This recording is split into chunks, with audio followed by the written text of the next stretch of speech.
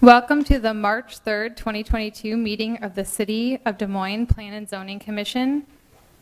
Jan and Abby are on the phone. Can you confirm that you're on the phone, Jan and Abby? Yes. Thanks, Jan. Yes. Abby? This is Abby. Thank you. I will now read the rules and procedures. The Plan and Zoning Commission is generally an advisory body to the City Council. The City Council will hold a public hearing and make the final decision on all matters before the Commission other than site plans and subdivision plats, unless denials or conditioned approvals thereof are appealed. Please contact the City Clerk or Development Services Department staff for details on council hearings. Applicant will be given 10 minutes to present to the public. Proponents and then opponents from the public are then allowed to speak in that order, with each speaker allowed a maximum of 5 minutes. Applicant is then allowed 5 minutes for rebuttal.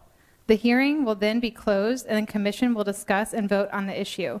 All comments are to be germane to the item under consideration, and speakers are to maintain a courteous manner. Items listed on the consent portion of the agenda will not be individually discussed and will be considered for approval in accordance with the recommendation in the staff report unless there is an individual present or member of the commission that requests the item be removed from consent and considered separately under public hearing agenda. Can I get a motion to approve the minutes of the February 17th, 2022 meeting? Emily? Dory, thank you. All in favor, please raise your right hand.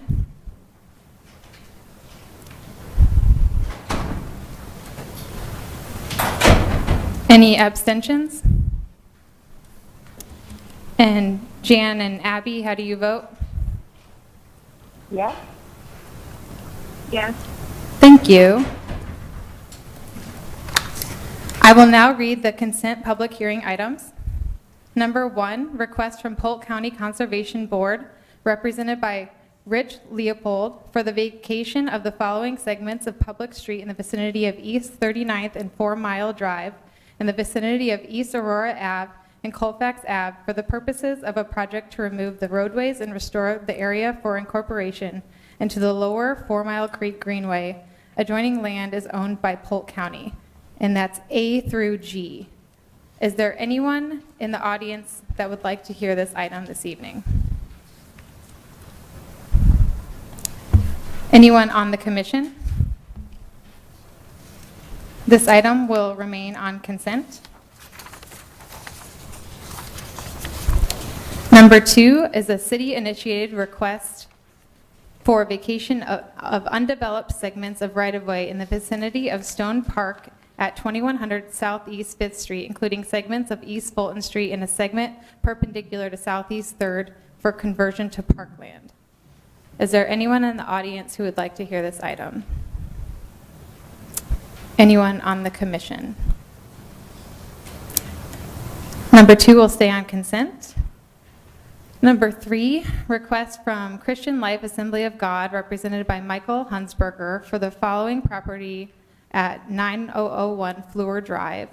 Determination as to whether the rezoning is in conformance with Plan DSM, amend Plan DSM to revise future land use designation from low medium density residential to public semi-public use, to rezone part of the property from NX2 neighborhood mix to P2 public civic and institutional district, to bring the use to conformance and allow a larger sign. Is there anyone in the audience who would like to hear this item? Is there anyone on consent or anyone on the commission? Number 4 and 5 have been removed. Number 6, request from Anchor Investment Group, LLC, represented by Michael Donlin, for review and approval of a minor preliminary plat Vale Street development plan for property in the vicinity of 709 Vale Street to allow division of the property into 12 individual lots for row home development. Is there anyone in the audience who would like to hear this item? Okay, this will go on to public hearing.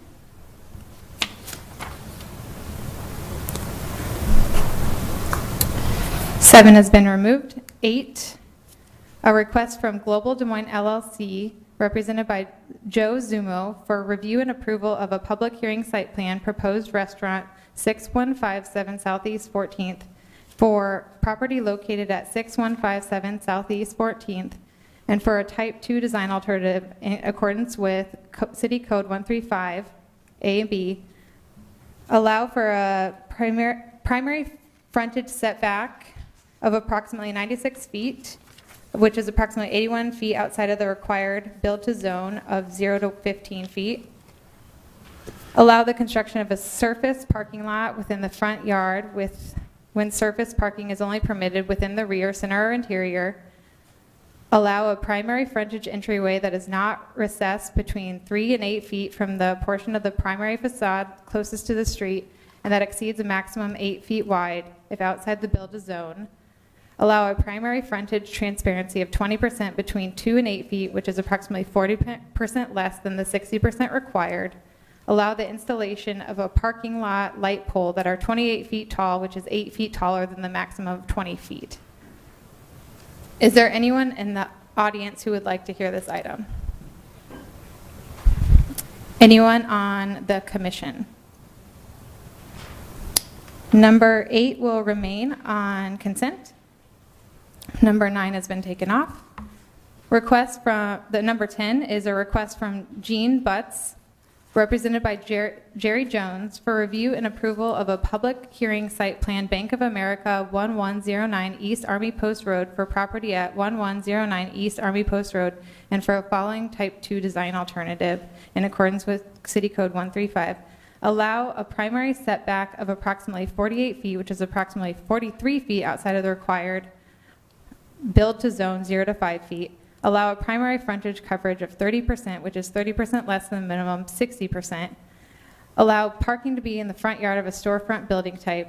Waive the requirement for primary frontage entrance to be recessed between 3 and 8 feet. Is there anyone in the audience who would like to hear this item? Anyone on the commission? This will remain on consent. Number 11 is a request from George Clayton for review and approval of public hearing site plan 1601 East Grand renovation and for the following Type 2 design alternatives. Allow a 97% impervious area above the 95% maximum allowed. Is there anyone in the audience who wants to hear this item tonight? Anyone on the commission? Seeing none, I will move to 2 items on the public hearing that can be moved to consent. The first one being number 12, possibly moved to consent. The application has agreed, or the applicant has agreed with all requirements. So on number 12, requests for the following properties generally located to the north of Vandalia Road between Southeast 30th Street to the west, the city's corporate limits to the east. Determination as to whether the requested zoning is in conformance with the Plan DSM, amend Plan DSM to revise future land use designation from business park to industrial, rezone properties from EX mixed use to I1 industrial district. Is there anyone in the audience who wishes to hear this item tonight? Anyone on the commission? And then the second item that could possibly move to consent is number 15, which is a request from Holt Sales and Services LLC, represented by Josh Holt, for the following property located at 2500 Dean Ave. Determination as to whether the requested rezoning is in conformance with Plan DSM, amend the Plan DSM to revise the future land use designation from low density residential to community mixed use. Is there anyone in the audience who wants to hear this item tonight? Okay, that will stay on public hearing. So the only item we need to move from public hearing items to consent is number 12. Do I have a motion to move number 12 to the consent agenda? So moved. Thank you, Francis. All in favor, please raise your right hand. Jan and Abby, how do you vote? Yes. Yes. Thank you.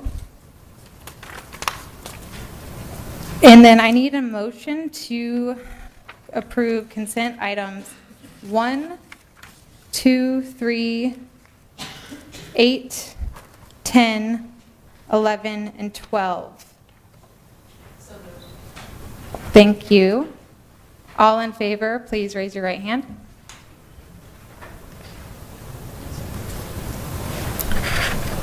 Jan and Abby, how do you vote?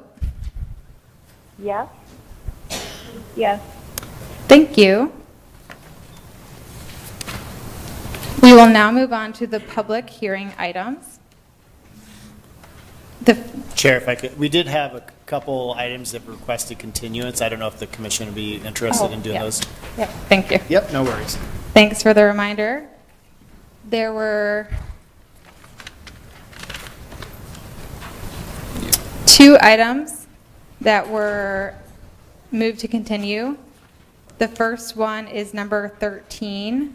It's a request from Jaime Villafana for the following property at 3732 Easton Boulevard. Determination as to whether the requested rezoning is in conformance with Plan DSM, amend Plan DSM to revise future land use from parks and open to community mixed use, rezone property from F flood district to MX1 mixed use district to MX3 mixed use district. This is moved to continue indefinitely, and it would be re-noticed at the time that they were going to hear it. Is there anyone in the audience who wants to hear this item? Anyone on the commission? Okay, the second item for continuance is number 16, and they are wishing to continue this item to March 17th. This is a request from Angel Groff for the following property located at 2200 Easton Boulevard. Determination as to whether the requested rezoning is in conformance with Plan DSM, amend Plan DSM to revise the future land use designation from low density residential to industrial use, rezone property from N3A neighborhood district to I1 industrial district to allow use for vehicle maintenance and repair. Is there anyone in the audience who would like to hear this item? If I may ask, Madam Chair, Bert Ross, planning staff for the City of Des Moines. I spoke with the attorney for number 16 earlier this afternoon, and he indicated he wanted it to be continued to April 7th, but he was going to send me an email, but I did not receive that email. So unless there's somebody in the audience on behalf of the applicant that would verbally ask that it be continued to April 7th instead of March 17th, then, like I said, if nobody's here to make that request, then the commission will have to continue it to March 17th. Okay. Okay. Is anyone in the audience here to speak on behalf of the applicant? Seeing none.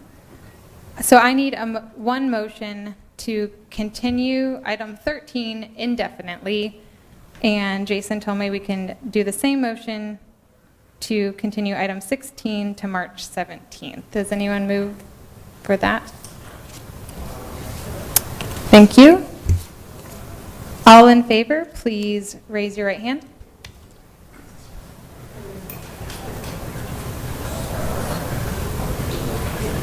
What? Kayla.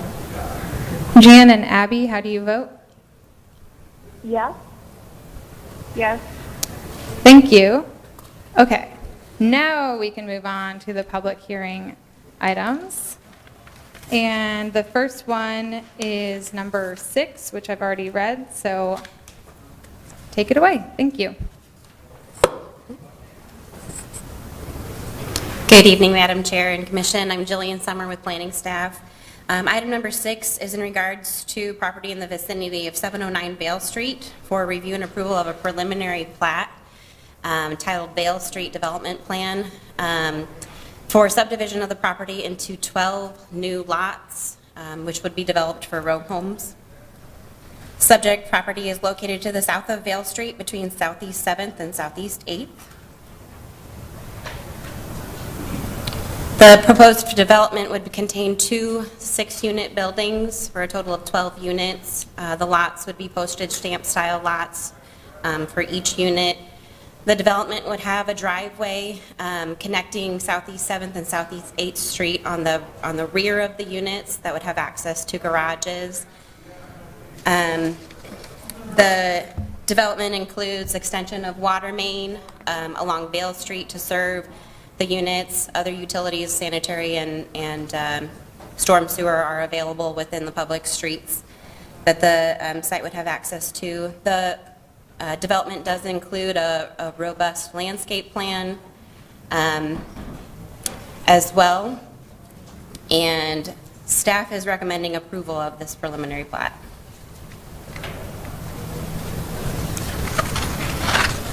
Thank you. Are there any questions?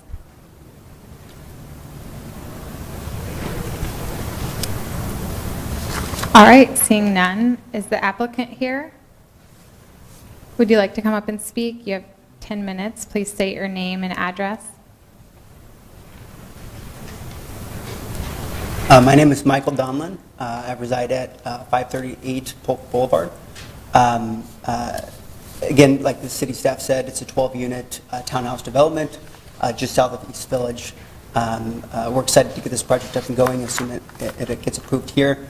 We think that it's going to be a great addition to the neighborhood and a great improvement both with the site and with the residents in the buildings as well. Thank you. Yeah. So I'm sorry, will you just sign in on the sheet too? Oh.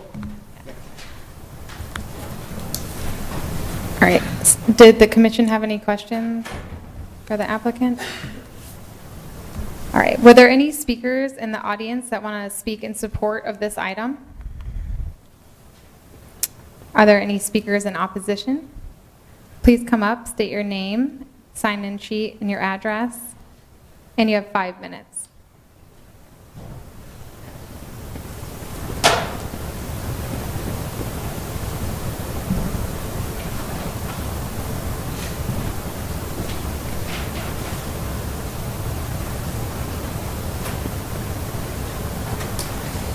Thank you. My name is Vicki Stark, and I live at 700 East Railroad, which is the property that directly abuts to the south of this development. We in the neighborhood are very, very concerned about the density of this project. This is a neighborhood of small, single-family homes. Many of the people in this neighborhood have lived in this neighborhood forever. And while we support regeneration of neighborhoods and the Des Moines plan for improvements, we think this is not the appropriate project in the right place. The current 3 houses have driveways that open onto Vale Street. This project will have 12 driveways that will deliver back onto our property, basically. So we have the potential from 6 cars to 24 cars. I think it's a drastic change in the land use of this property. We have a single-family house on 1/3 of an acre, and we moved to this area about 3 years ago because you could find 1/3 of an acre and a single-family home close to downtown resources. We like nature. We like living on 1/3 of an acre. We like being separate from our neighbors. Again, I think recent building code changes have suggested that new builds should be appropriate for the neighborhood they're being built in. And I don't see this being a 12-plex as appropriate for a neighborhood of small, single-family homes. We also question the need for 12, which I'm assuming are going to be expensive houses in a neighborhood of very modest houses. So I think that while we support regeneration, we also support affordable housing, and I don't think this project meets that need. Nobody's addressed our concerns about driveways backing up next to our lot. We have purchased half of the vacated alley, so I know that their dimensions are smaller than they were originally. So I'm concerned about how they're going to get a house and a driveway comfortably backing up on this size of lot. Like I said, we're a single-family house on 1/3 of an acre. You're going to put 12 houses on less than an acre. and I question the sensibility of that. Thank you. Thank you. Are there any other speakers in opposition? Neutral speakers? Applicant, you are allowed 5 minutes for rebuttal. You could address some of her questions if you'd like.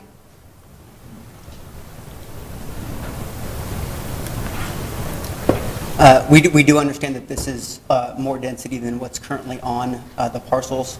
I think currently there's one garage on all 3 houses that allows for 2 cars to park there. We've tried our best to mitigate the additional parking demand. Each unit has a 2-car garage on the rear of the building that would allow for 24 cars to park within sight of the garages without adding to any street parking or parking in the back of the buildings as well. Again, we've tried to create a robust landscaping plan to create some buffer wherever possible. Within the constraints, we're trying to do what's best for the neighborhood and what works best for the development as well. And we hope that this fits both of those needs with this development.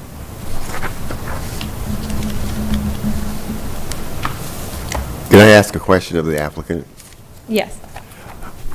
What's the price point of the houses being offered at? They're probably going to be somewhere between $375 and $415.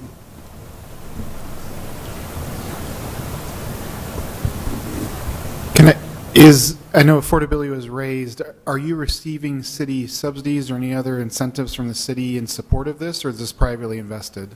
It's privately invested. We would be getting tax abatement, assuming it applies for tax abatement at the end of the project, but we are not getting any subsidies on this project.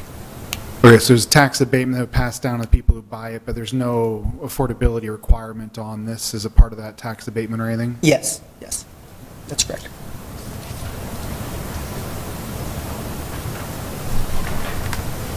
Any other questions from Commission? If I could, Chair, I just want to remind the Commission that, this has come before you before. If you'd look in the body of the staff report, we have a section on the zoning history. What you're seeing tonight is the platting activity of the kind of the after the fact. The discussion on the use and the density has already been decided back in 2020. So the city code in Des Moines requires plats to come before, the preliminary plat to come before the commission. But as far as use and density, we've already moved past that point.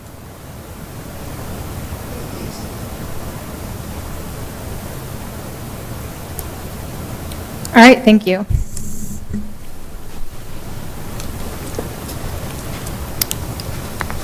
All right, I'm going to close the public hearing and ask the Commission what they think.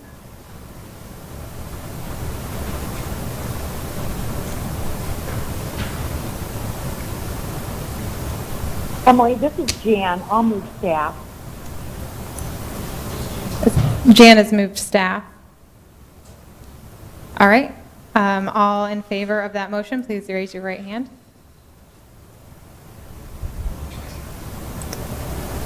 Jan and Abby, how do you vote? Yes. I abstain. Did you say you abstain, Abby? Yes, that's correct. Thank you. Abby abstains, and Jan votes yes. All right, thank you. We'll move to the next item, which is number 14. Request from Hom Investment 6 LLC, represented by Danny Hegan, for the following property at 740 18th Street. Determination as to whether the requested rezoning is in conformance with Plan DSM. Rezone property from NX 2A Neighborhood Mixed Use District to MX1 Mixed Use District to allow the use of existing building as a restaurant and brewery. Thank you, Madam Chair and members of the Commission. Sreyoshi Chakraborty with the planning staff of the city. The item before you is a rezoning request for a property on 740 18th Street. The request is to rezone the property from NX2A Neighborhood Mixed District to MX1 Mixed Use District to allow the use of the existing building as a restaurant and a brewery. The property is located in the Sherman Hills neighborhood. It's on 18th Street between Center Street and Pleasant Street. The area in general is a mix of residential uses. It's zoned NX2A. The property itself is about 7,500 square foot in area. Here's a photograph of the building. The building is a two-story building and is about 6,451 square foot approximately. There's a few other pictures here showing the neighborhood. Here's 18th Street. Some more recent pictures of the building on the subject property. This is 18th Street looking north and looking south. And again, a perspective of 18th Street with the subject property and the building. This is Center Street, which is less than a block away, has on-street parking on both sides. This is looking east, and then this is looking west, just to give you a general idea about the neighborhood and the street network in this area. Moving on to the proposal, the applicant is proposing an adaptive reuse of the building. So currently, the building includes apartment space, warehouse, office space, and indoor parking. The proposal is to convert it to a small restaurant that has a small brewery operation. There's an outdoor patio and private office space. On the second floor, there's also parking in the basement. So this visual gives you an idea of what the applicant is proposing in terms of the design. Another visual. This is a site plan showing the floor plan for the main ground level, which includes the seating, the restaurant seating area, the bar area, and the outdoor patio space. I'll come back to this again, but just wanted to show you the basement plan. And you can see here the basement is where they are proposing they had initially proposed the brewery operation, includes 5 parking spaces and some storage area as well. Since we received this plan, the applicant has made a few updates to their design, and I wanted to show you how it's changed. It's changed a little bit. So what they're proposing now is they're proposing to move the brewery part of things up to the main level along with the kitchen. That frees up space in the basement.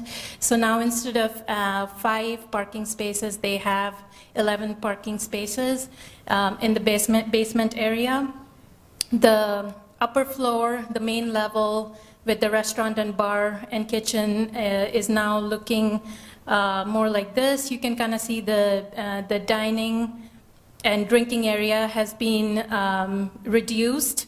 The kitchen area has been expanded with the brewery operation happening in conjunction with the kitchen right here. And so what's ended up happening is that the square footage that was there initially proposed for the dining and drinking area has reduced.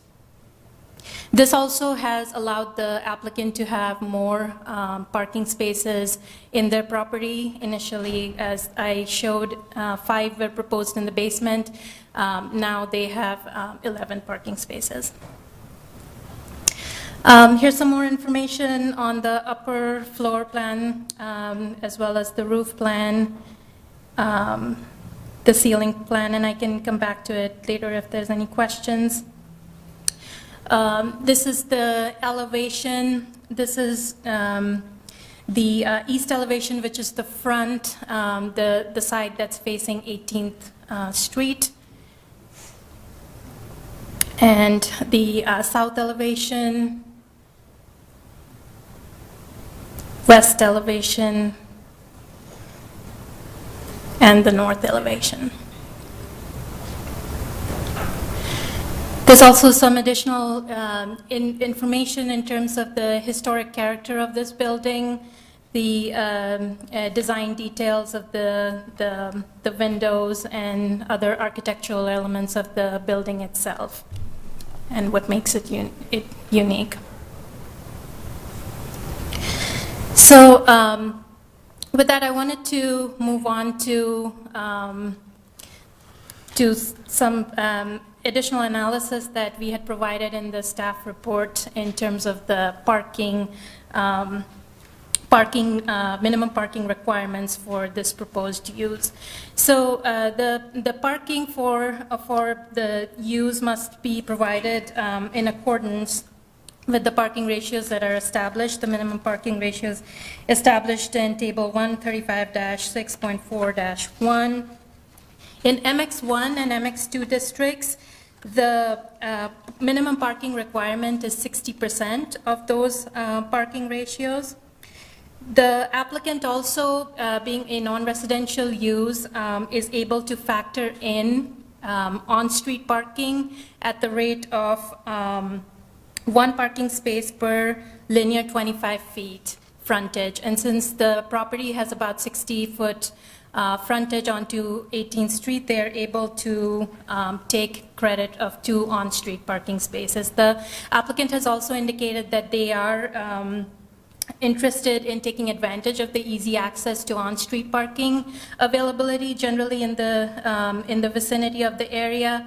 And there's some ballpark numbers that we estimated just based on the square footage. There's about 41 spaces on 18th Street on both sides of the street.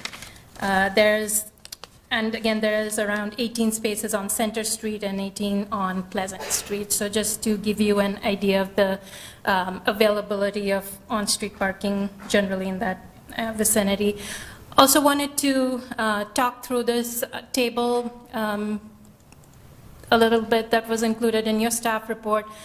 Basically, what we've showed here is a comparison of the minimum parking spaces required based on the existing use of the building and the proposed use of the building. The existing use includes some apartment space, warehouse and storage, as well as office space. And based on the square footage and the requirements, the minimum parking spaces that are required comes out to be about 10 parking spaces. The proposed use includes eating, drinking space, kitchen space, the fabrication and production for the brewery operation, as well as warehouse and storage and office space. So factoring all of those in, the areas and the minimum requirements per the parking ratio table, the minimum spaces required comes out to be 20. And since this is an MX, this is the proposed district is MX1, the minimum requirement would be 60% of that. And so the total parking spaces that would be required as a result of the proposed use comes out to be 12. So the intent of the analysis was just to give you an idea of the parking requirements and the difference as a result of the change in use. The change in use leads to a slight increase in demand, although it's not too much. It's 10 parking spaces versus the 12 parking spaces with the proposed change in use. The final parking requirement would be contingent on the design, and as I showed you, the applicant has already changed the design a little bit, which initially they had proposed 1650 square foot, and they have reduced that. So what that does is that then the minimum spaces required also also decreases. However, they did increase the kitchen space, so again, it kind of balances out. It's not going to change so much. What has changed is the parking, the additional parking that they have provided in the basement area, which has increased from 5 to 11. So with that, staff's rationale with this is that this is a use that would be appropriate in terms of the land use and the character of this neighborhood. There would be an additional demand in parking. However, those issues can be mitigated with appropriate and efficient design. And one of the recommendations that staff has at this time is to not exceed the proposed 1,650 square foot of dining and drinking area, which would ensure that the applicant stays within the 12 minimum parking spaces that are required. They can go under that as they have proposed with their updated design, but staff would recommend that they don't go over the 1,650 square foot. So with that, staff recommends that the requested rezoning be found in conformance with the existing land use designation of neighborhood mixed use. Staff also recommends approval of the proposed rezoning, subject to the condition that the maximum space allocated for drinking, eating, excluding circulation space, restroom, and kitchen shall not exceed the 1,650 square foot area. The applicant did conduct neighborhood outreach one-on-one meetings. They did do a neighborhood meeting as well and provided us a summary, detailed summary of the topics that were discussed. I'm going to stay here for a minute so you can take a look at some of the topics that were discussed. There was discussion on parking, traffic, congestion, safety. Those were some of the things that were discussed. Hours of operation.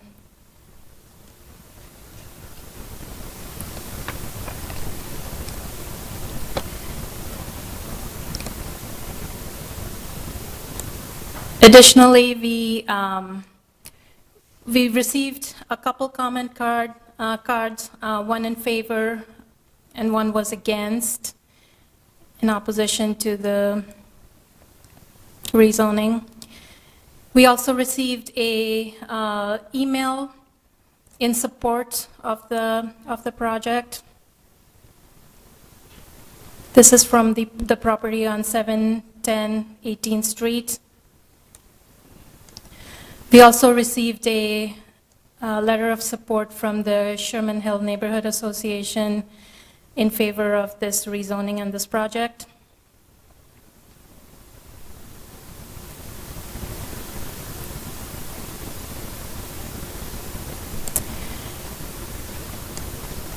And we got another comment card in person that came in today. That's why it's not included in our consent map. However, this is from another property owner owning several properties in this area, and that's the comment that was provided to us.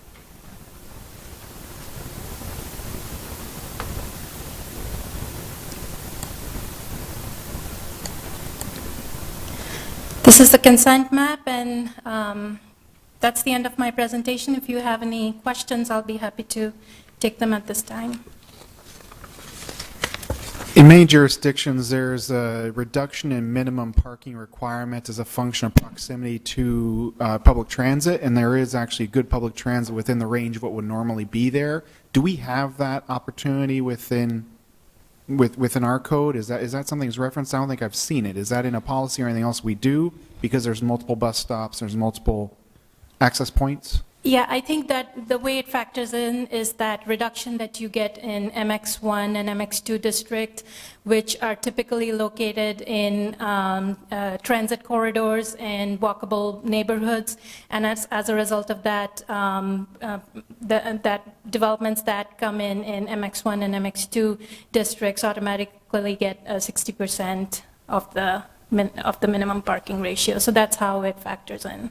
In addition to that, beyond kind of the formula style approach, parking there is type 1 design alternative availability for parking, administrative level, and one of the things that we would look at as staff is proximity to, transit routes.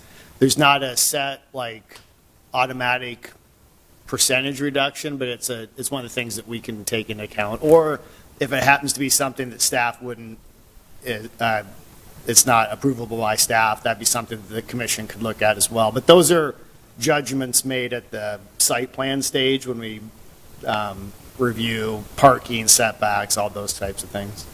Okay, so let me make sure I'm understanding process. So in that situation here, if approval is pushed through today at this reduction level, and at a plan comes through later and it's evaluated and say, well, you know what, you're so close to everything else that, in the 1650 may be an unnecessary restriction on the business operation, there is an opportunity to reduce that minimum further to allow for an expanded space to ensure that this is a sustainable business. If the commission, or ultimately the city council, would adopt that as a condition, that would create a cap on how much space could be restaurant use.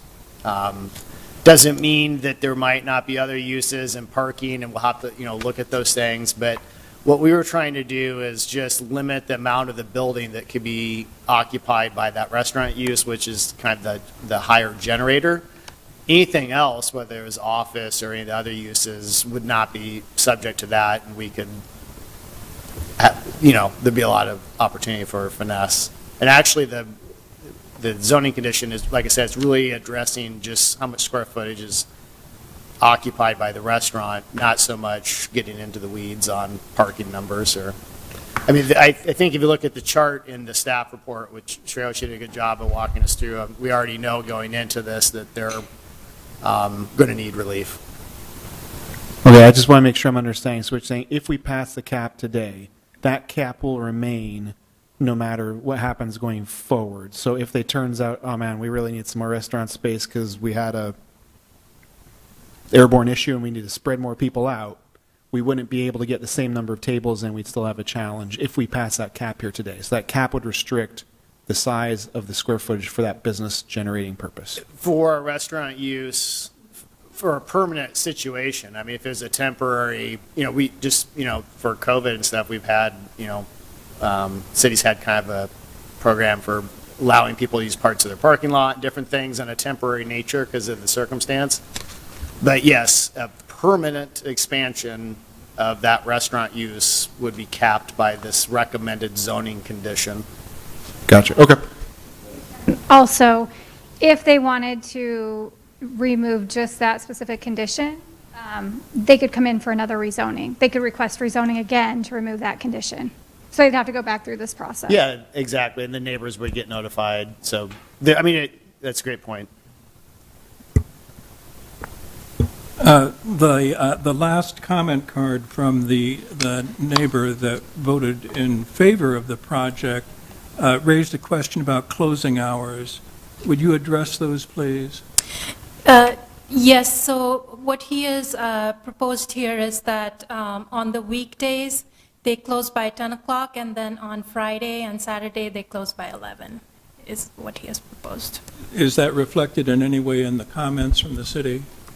No, that's not a comment that we have included in the staff report. Does the patio count towards the eating and drinking space? No, it's the square footage within the building that we were. Sorry, what? Going back to the hours, I think that, this comment came in today, but I think we haven't heard from the applicant how that might match up or not match up with their business model. So I want to make sure we'd hear from them before we go down that path. Can I ask one procedure? Can we even impose impose hours on that, or how does that work? Yeah, it could be a zoning condition that limits hours. Then it's has to be enforced by our zoning staff. So it's kind of can be an enforcement challenge, but it wouldn't be unheard of to have hour restrictions. Usually where you see hour restrictions are for conditional uses, like for bars that require conditional use approval.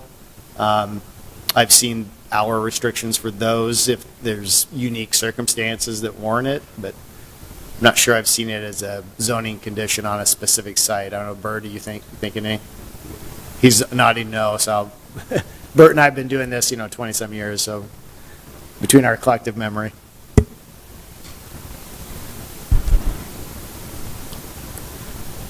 All right, any further questions? All right, is the applicant present? All right, would you like to come up and you have 10 minutes. Please state your name and address and sign in when you're done speaking. Good evening. My name is Danny Hegan. I live at 921 39th Street, and I'm an owner of... You can just sign in after. Okay, sorry. Yeah.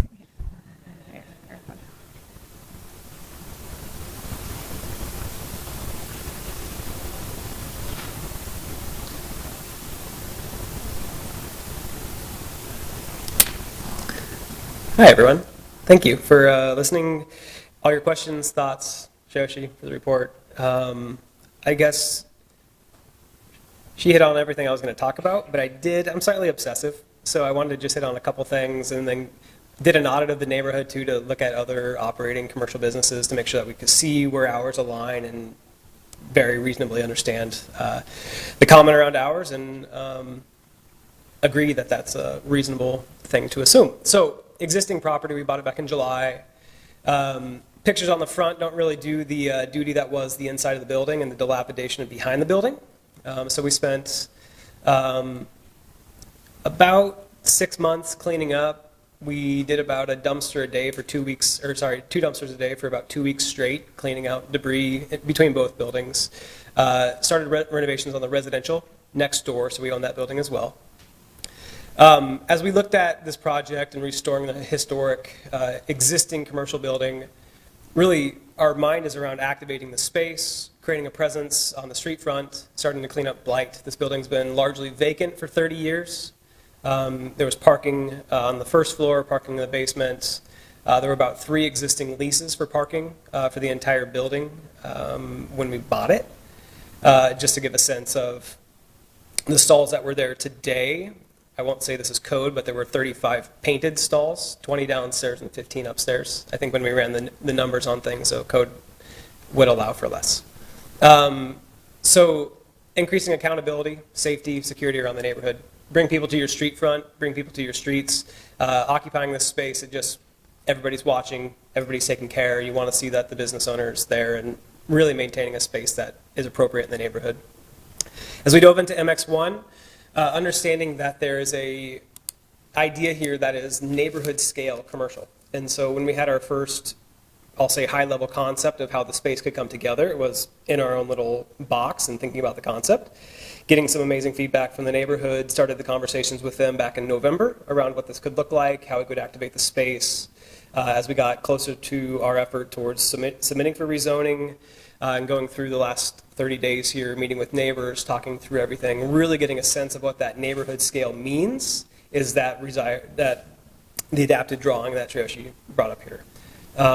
Again, Chris touching on some of the next steps, getting through rezoning is our goal today. We then pick up feasibility from here with the interested tenant to take over the space and knowing that this is a large step that we have to take before we continue our planning and the effort.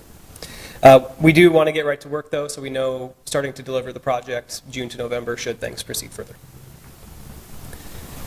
I'm going to skip past this. I did just similar pictures that Triyoshi had mapped out and put some yellow boxes where you start to see that image and really start to see how, the view lines, you have images of the building as you continue on center, about half a block and almost the entirety of as you go towards 17th Street there, down Center Street. And here's all of our other neighbors, operating businesses, restaurants specifically, and other commercial uses in the neighborhood. So largely seeing that you have some mornings, but a posto from 5 to 9, but largely businesses are open until 9 p.m., 10 p.m. during weekdays. Then you have Lua that goes until 11 on Friday and Saturday nights. So we see alignment with these businesses is reasonable and what we would expect our operator to maintain their business for as well.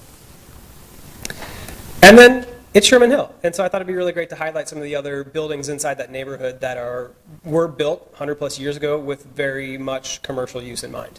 And we see ourselves closely aligned with this Sherman Hill Concord commercial building. Contributes to the fabric of the neighborhood, that it's walkable. The neighborhood scale, again, being of the utmost importance here, that we think people will drive. But largely, we want this to be a walking, biking destination. There are no bike racks at the property today, so those will also be added.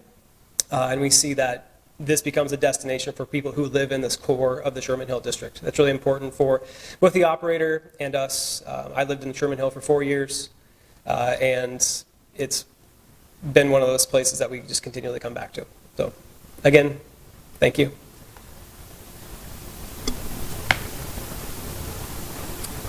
Thank you. Any questions from the commission? I guess, can I ask a question real quick?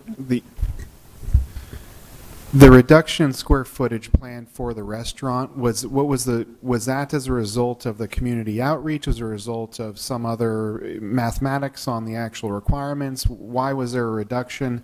And is there any, is that reduction desired on your part, or would you want more square footage if you could have it on the restaurant portion? When we started running, again, just sort of construction costs and the amount of space that you're building out, and then started hearing feedback from the community about the size and the scale, it very much came to the realization, I call it solving the Rubik's Cube here for what's the right solution for this building. And it became very evident that we needed to shrink down that square footage of the usable space. We don't want a large capacity in this area. We want it to be neighborhood scale. And that's very much aligned with that MX1. Bringing the operations to one floor makes it more efficient from an operating model as well. You don't want people running up and down stairs between storage and the brewing process either. Containing the brewing to that southwest part of the corner in the kitchen also reduces noise that could transmit outside the building, keeping that transmission close to the neighboring residential commercial building as well. So it was a combination.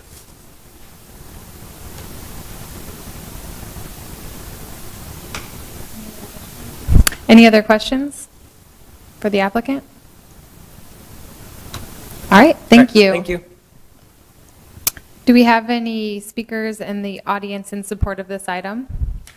Please come up, state your name and address, and you can sign in after you're done speaking. My name is Bertha Green. I live at 815 18th Street, or a few hundred feet north of this project. And I'm generally in support of it. I'm really excited to see both the Concord, the apartment building, and this commercial building, which have both been dumps for about as long as I've lived in the neighborhood, which we moved in 77, get activated again. Be brought back to life and get activated. So I'm generally and very much in support. I find the idea of walking down the street to a good restaurant very exciting. I'm going to touch on a few things that you guys brought up. I'm going to do a little history first. This building was built at the same time as the Concord, the apartment building to the south, and it was built as parking for the Concord. Now, as Danny was saying, it hasn't been used as parking for that apartment forever. So that's negligible in my mind. So, which brings me to the parking. That's a heavily the whole neighborhood's residential, but that street is probably the densest in terms of apartments. There's 50 or 60 units on that street that have no on-site parking. They're all on the street. That street is packed in the evening. But Center Street has no cars on it. So there is plenty of parking there, on-street parking.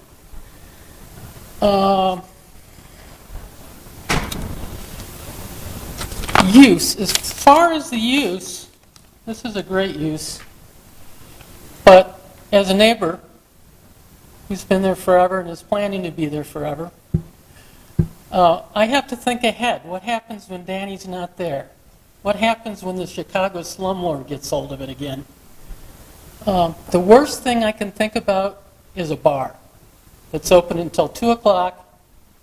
People stumble out of it drunk, throw up in the street, on the sidewalk. It happens in our neighborhood at another bar. Are loud. You know, most of those people in those apartments, there's no car. You notice there were no cars in those daytime pictures because they're all at work. They got to get up in the morning and go to work. So that bar use in that particular location would be a disaster.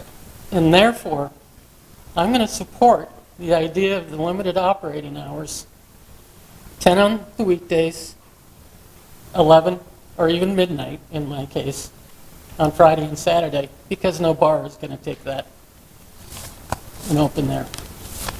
Questions? Thank you. Are there any other speakers in the audience in support of this item? Madam Chair, I'd like to ask what were the numbers that you had suggested as hours, please? Pretty much the same as in David's response card, 10 o'clock Monday through Thursday, and then 11 o'clock Friday and Saturday. Sundays don't tend to be an issue. Sunday through Thursday, 10 o'clock, and Friday and Saturday, you said 11? Right. Okay. Thank you. Thank you. Please state your name and address, and then you have 5 minutes, and when you're done, you can sign in. Okay. David Carlson, I'm the one that put the card in. I've lived there, I think Martha and I moved in there maybe the same year, 40, 50 years ago. But now I own 8 buildings in the neighborhood. I own all the street frontage except one lot across the street from here. And I'm thrilled to see Danny come to the neighborhood, and I support him. And the reason I'm asking for the hours is basically what Martha said, is I've seen too many properties. We had a nightmare for 4 years before Danny bought the building. And just for the neighborhood insurance, I think we need to have the 10 o'clock and 11 o'clock hours put on it. If we want to change it in the future, if you go to all the neighborhoods, the neighborhood people, we can change it. But I think just for insurance, if something happens to Danny and he's not there, I think we need to have that on here. But I totally support what Danny's doing, and I hope it's really successful. And I guess that's all. Thank you. Any other members of the audience in support? State your name, address, 5 minutes, and sign in when you're done talking. My name is Robert McCammon. I live at 801 18th Street. So I'm kind of across the street from this property, a little bit diagonal. I'm excited about that commercial space being reactivated. I feel it fits within the character of our neighborhood. And as far as parking, so I live right on the corner of 18th and Center. And we have, I feel, and some other neighbors have an issue with speeders on Center Street. So my hope is that with maybe some of these patrons parking on Center, it'll actually act as a traffic calming. But all that said, I am in support of this zoning request. Thanks. Thank you. And support? Name, address, 5 minutes, sign in. You got it. Hi everyone, I'm Cale Johnson. I live at 744 19th, so you can see me kind of on there on 19th. I see this property from my front window. We've been in the neighborhood for a number of years now, not as many as Martha, but working on it. We're doing a big renovation on our property, and it's the kind that you wouldn't do unless you plan to stay for a while. So we're invested, and we can see this from our front window. And this is a good thing. This is a good thing for us and for our neighborhood. like to say thanks to Danny and his team. I think they've been very collaborative. You can see how they've adjusted their plans. And I think they've proven to be a good neighbor already. There's been, as mentioned, this property has been a huge challenge for us. And Danny's, already shown up to help pick up trash and do stuff that shows that I think that they're going to be good partners for this space. So we're excited about it, and I hope that we can improve it. Thank you. Thank you. In support. In support. Hi, my name is Matt Warner Blankenship. I live at 829 19th Street, so just a little bit north there on the map. I have only lived in Sherman Hills since October of 2020, but I do take the word of the longer-term residents as to the long-term blight of this property. I think that Danny and his team have done a good job convincing me that the use of the space is going to be appropriate and that it's going to be an asset to the neighborhood going forward. So I'm in support. Thank you.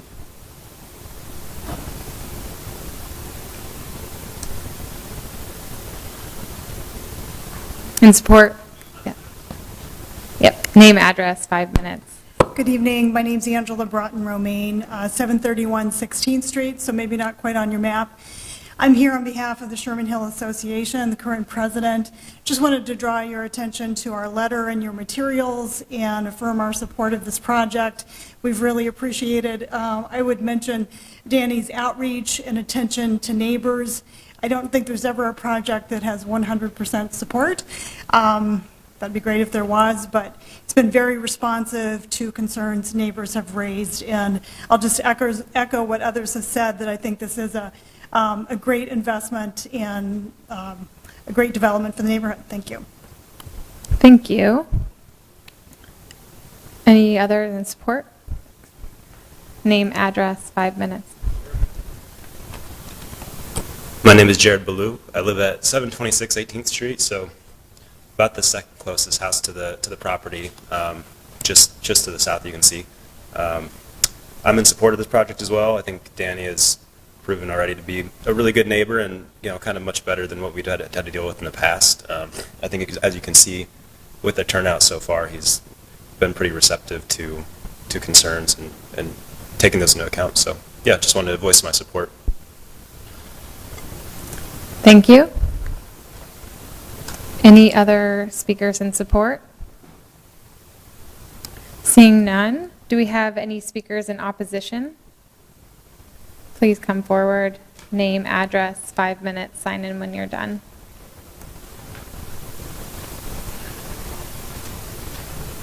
Hello, I'm Brett Burkhardt. I live at 743 19th Street.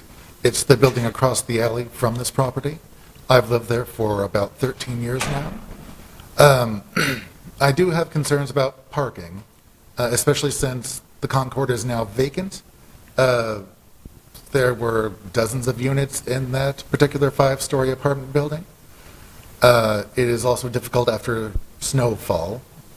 And yes, there is parking on Center Street after dark. I'm concerned about the long-term viability of a restaurant in this area. It's not near any other restaurants. It's about a 12-minute walk from the nearest one. And if it does fail, then what will go in after that? I don't know if they would necessarily have enough seating to keep the lights on after the initial excitement wears off. Thank you. Thank you. Any other speakers in opposition? Please state your name, address, and you have 5 minutes. Trent Leopold, 717 19th Street, so down the alleyway probably from this. Generally I'm certainly pro-investment in the neighborhood. Having been a new investor, I just less than a year ago bought that property. For me, it's the question of, is it the right investment in terms of do you want a bar there? So I think Dave and Martha probably brought up a key issue, I think, is hours of operation. I think that has to have strong consideration because you are in a residential area. Not just a residential area, a National Historic Site. So a lot of the commercial properties that you see in inventory were kind of in the perimeters, Smoky Row, go down the list of all of those locations are kind of in the perimeter of Sherman Hill. You're bringing commercial right into the heart and center of a high-density residential area. I've not been there long enough probably to weigh in on whether or not parking is going to be a bottleneck. I can imagine it would be. If you all drive past 18th Street tonight, I think you'll find a lot of cars there. If the Concorde's up and running, there's going to be more cars there. So I think that's real. I can tell you if you happen to take that alleyway between basically on the back side of there, if that's your entryway for parking, that's really challenged. That's a really tight area. The reason I know is I just poured cement to put up a garage, and I was hoping that I could have an alley access. There's not enough to even turn a vehicle for me to do that because I have an adjacent garage structure. It's all abandoned right there on the bottom of the screen. So I would be right down here. There's not enough to even turn into my property. So I can only imagine as you try to navigate logistics into this parking ramp, and again, I don't know it very well, so the people who own it can speak better than I, but there's probably going to have to be something worked out there to just manage a bottleneck. There's times during the summer that this alleyway is hardly even passable based on overgrowth. So it will need to be managed if this indeed goes through. And my only request is just pause and say, hey, if it's going to be, if it's not going to be a binding type of arrangement where the hours of operation are restricted, I would have a much bigger concern about this going into a residential area. Right? This is a residential area. It should be there's a lot of investment going in here. Hopefully it's a pride of Des Moines, but it's more of what I was hoping was going to be more of a bedroom community than that's bring the city in. And so it's a balance. And so if it can be done responsibly, again, I'm pro-investment. Would I have chosen a bar in that location? Not sure.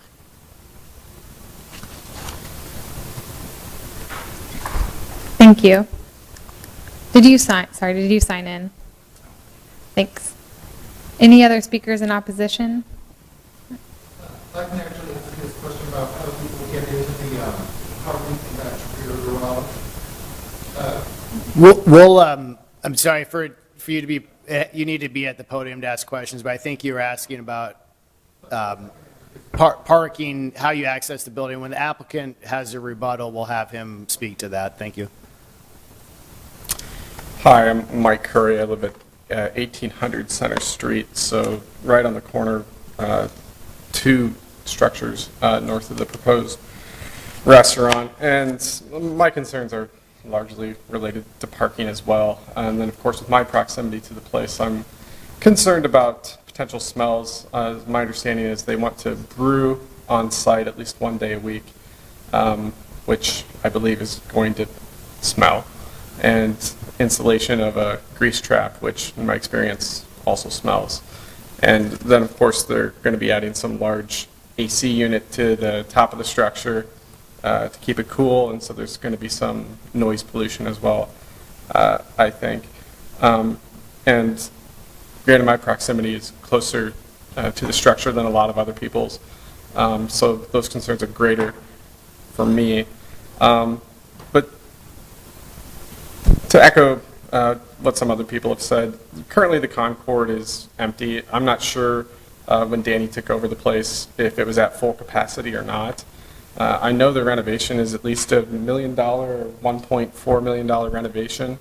I expect, well, I know that prior residents, a lot of Section 8 housing, a lot of people that didn't have cars, my expectation is that if they do the renovation in a way that is more appealing to maybe a younger professional crowd that might fill that space, that there's going to be a lot more cars on 18th Street and on Center Street.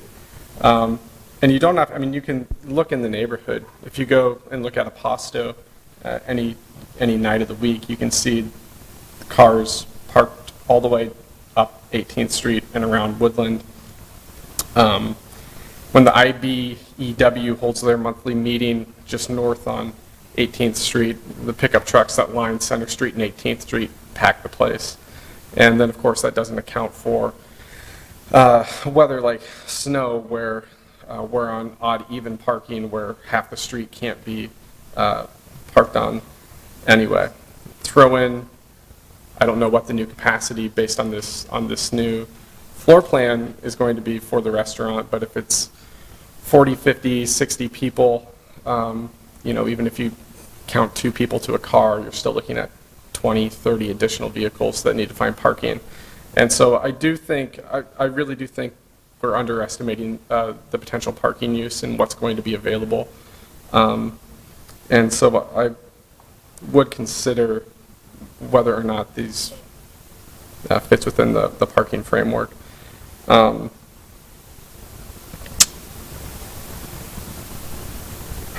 That's it. Thanks. Thank you. Are there any other speakers in opposition? Please state your name and address. 5 minutes. Hello, my name is Jalen Cavill. I live at 743 19th Street, so the Castle Apartment Buildings, which is directly behind this building. Honestly, I'm not really in opposition to the building of a small restaurant or a brewery here. I really just want to reiterate the concerns about parking, especially with that alley, because like I said, I live at the apartment building right behind there, so there's that alley that separates where I live at to this building. Yeah, we got the mouse in the parking lot right here. So this parking lot is regularly full with cars of everyone who lives in the apartment building right here. And I'm concerned is there going to be an access point to access the parking from the alleyway? Because if there is, I think it's going to get really congested. The alleyway already can be dangerous. There are like blind spots. Sometimes if I want to leave and turn, there'll be cars coming this way that you can't see.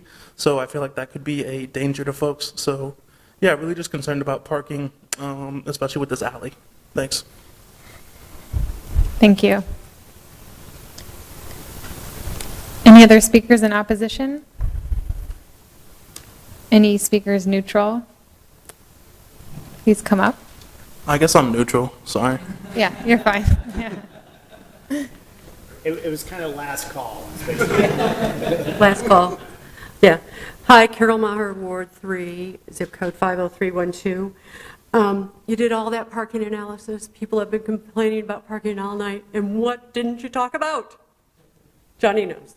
Bike parking.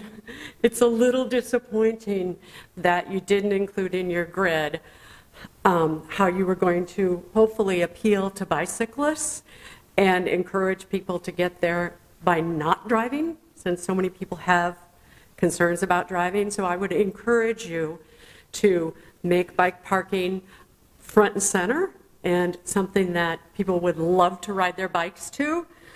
Also, if Sherman Hill doesn't want it, I live in Ingersoll Park. You can come to my neighborhood. Thank you. Thanks, Carol. All right, anyone else? The applicant, you can come up and you have 10 minutes for rebuttal and answer any questions that were presented. Oh, 5 minutes, I'm sorry. All right. Thank you all for your comments. I'll start at the beginning. Alley. So right now, a majority of the homes in the neighborhood or in the adjacent area utilize the alley for parking. So in terms of cars fitting down and people utilizing the alley, if there's 11 cars that are coming down in the alley, there were 20 cars that were previously coming down the alley. Also, garbage is all through there in a garbage truck that's down the alley. So new congestion, we'll keep our eyes on it and make sure that we respond accordingly. But we're actually reducing 20 down to 11 spaces in the bottom of the garage. So we're reducing the current parking usage in the bottom of the garage there.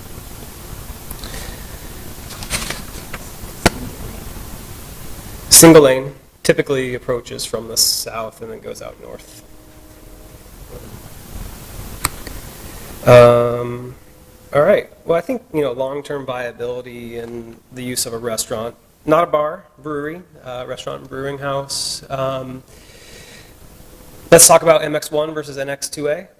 So if this was going to be a creative agency, if this was going to be a nonprofit, if this was going to be any sort of office use, my understanding is that unless it was owner occupied, we wouldn't be able to use that, work with that tenant in this location unless we rezoned. And so the rezoning was required largely on the stipulation of an owner occupied commercial use versus a neighborhood scale commercial use. And so our goal as we work through the tenant and long-term feasibility, it's a large investment. I've lost a little bit of sleep about it, and I believe that we're working on the right track. We're offering the right rental rate for them to be successful and for us to be successful based on dollars. I'm an economics guy, so I've run 80 models and run all the numbers on things, and I feel like we're on track. Odor, the plan right now is that this is again, the brewing supports the food.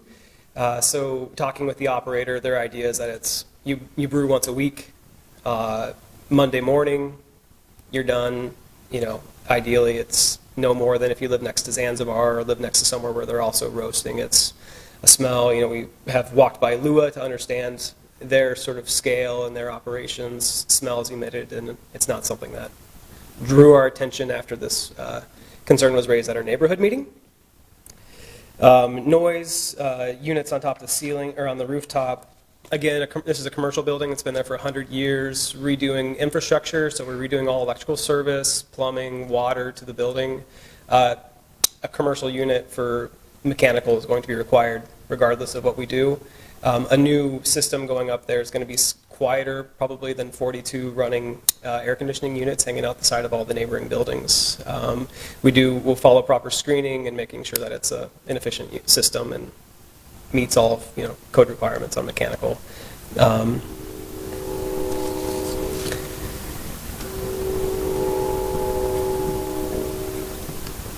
Bike parking. So we will have, new, you can't see it in any of our plans as we go through here, but between the buildings and adjacent to the residential, we'll be installing new bike racks. There weren't any in the past, but I'm an avid bicyclist, and so I could see that we have, 6. I think we're required to have 2, but 6 to 12 biking, stalls and connectors out here. It's a big part of, again, encouraging walkability, bikeability throughout the neighborhood, being a connector, and getting people from neighboring buildings to get to this space. It's a big part of the plan. Thank you. Thanks. Do you have some questions here, quick? We had several questions about hours, and one was suggested, there were a couple of different suggestions I'm supposed to speak into the microphone and I complain about it with others, and I often do it myself. Sure. There was a question about hours with several different suggestions for hours as a protection for the neighborhood, as a good neighbor. Would you respond to that, please? Absolutely. Trish, I don't know if I can get back to... Let's just go to the other hours of operating businesses in the community. It was on the deck that I had sent over. Cool.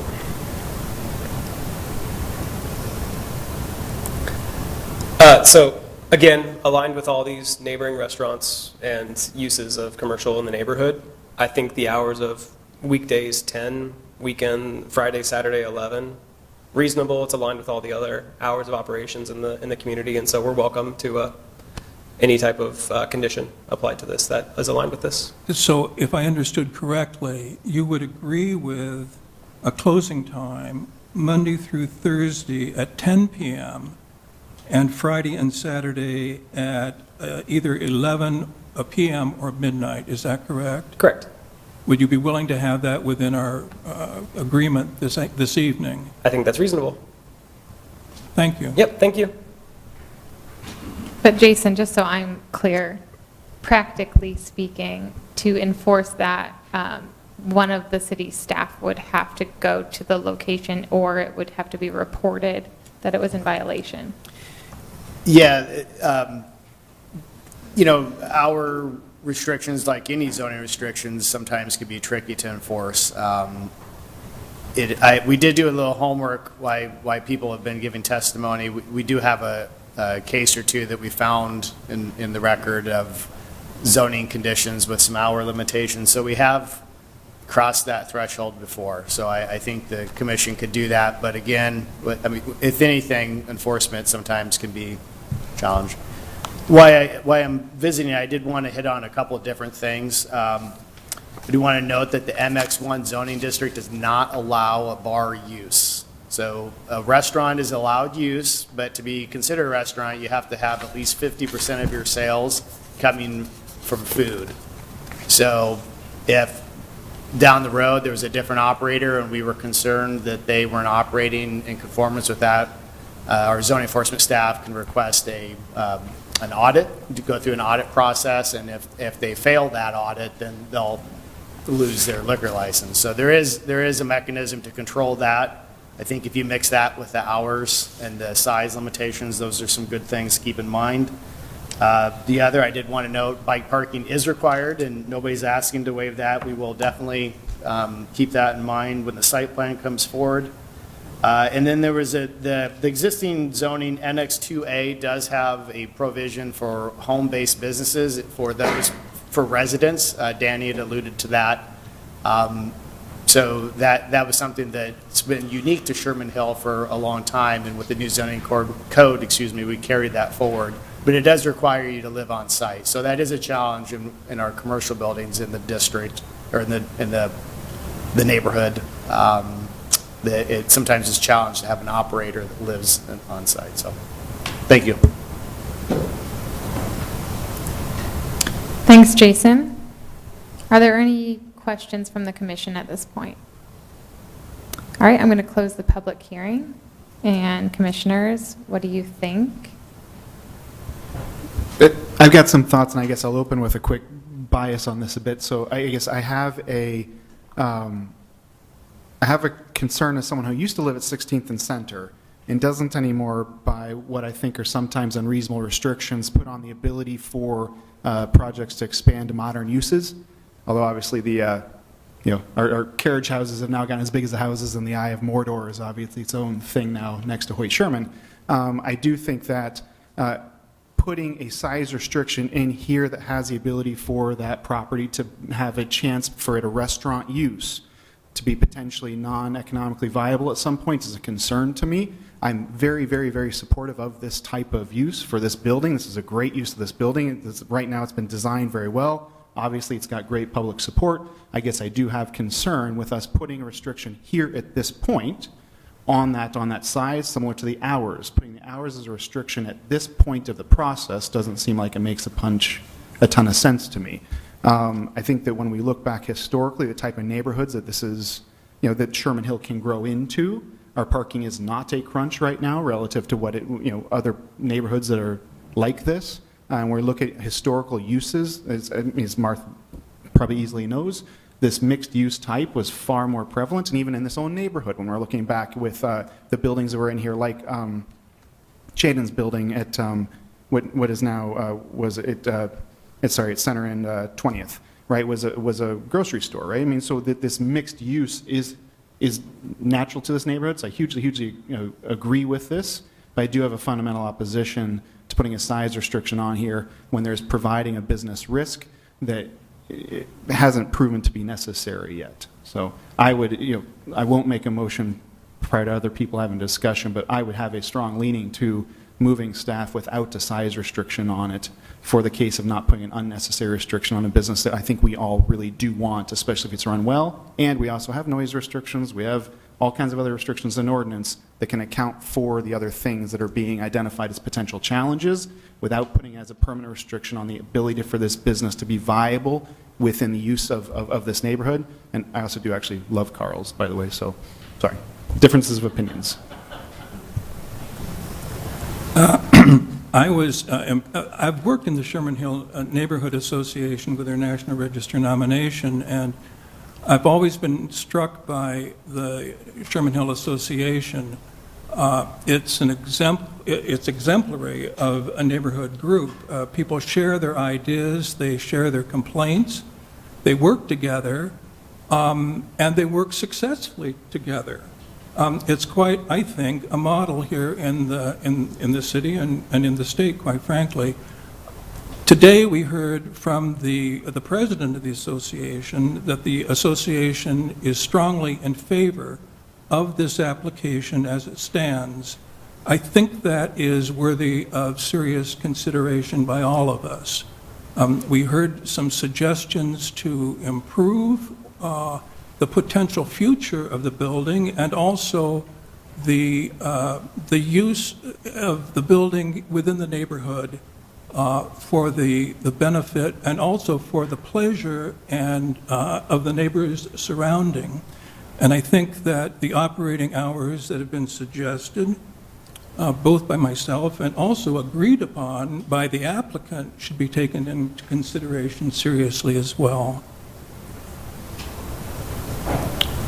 I agree with Will's comments about the neighborhood association. I think it's important that they've considered it and have advocated for the project. As far as parking, I think the staff's recommendation and the agreed upon 1,650 square feet is really part of the equation that they use to calculate, which also is inclusive of the other uses in the building. Chris's concerns, I think I could see where Chris's concerns come into play if there's ever a change in the parking, if there's ever a change in the math for the parking calculation down the road. For instance, if the parking if it's not 1 per 150 but 1 per 350, then this use would be held to a different standard from surrounding properties. So I'm not sure if there's another way to address it. If we could just say that, maybe we could just say that the kitchen space is like the parking calcs have to work based on the zoning at the time. Yeah, I kind of have a similar question about how much leeway staff would have to administratively relieve some of our concerns if it ever got to that, or if they would have to come back to us. Well, if the area or the area restriction or cap isn't there, then really parking becomes an issue that's looked at the site plan stage and based off of whatever the uses are at any one given time. And there is an opportunity, we've already kind of calculated or factored in the fact that we're going to be offering design alternative relief to this. So I think we're all going into this knowing that there is going to be a reduction in the amount of parking required or provided. We're providing that on the assumption that there's parking on Center Street, which is further away, but we don't really have like a hard number. So I think if you're comfortable not having that be some sort of regulation with we thought the square footage of the restaurant area made sense to do that, but if you're comfortable leaving it basically in staff's hands as when this comes forward through the site plan process, we'll review it just like we would any site plan. We will make a judgment call. Obviously, we have a unique opportunity in the sense that we've heard all this feedback. I think we have a pretty solid sense that the scale what they're showing is acceptable based off of what's there. So I intend that we will approve this administratively. But where it becomes a little more open-ended is, let's say 10 years down the road, whatever, there's this notion we need to expand. And at that point, that's going to become a staff decision again. And so we won't have had the benefit of this hearing. People, things change. I'm comfortable with that because, I believe in our staff and to make good decisions. We had offered that as kind of just a comfort for everybody to have a point of reference moving forward that that we would use that as kind of staff can only go so far with it, so to speak. I think also for context, 1,650 square feet is a good-sized establishment. They probably wouldn't get much larger than that. That'd be like 110 occupants in that restaurant at peak capacity, which is probably bigger than they're planning on, my guess. So it's probably not a restrictive number. I guess I would be more concerned on what are we expecting Sherman Hill to be going forward? Is Sherman Hill going to continue to be something where the houses are larger, it's more exclusive, it's something where the average person is priced out of?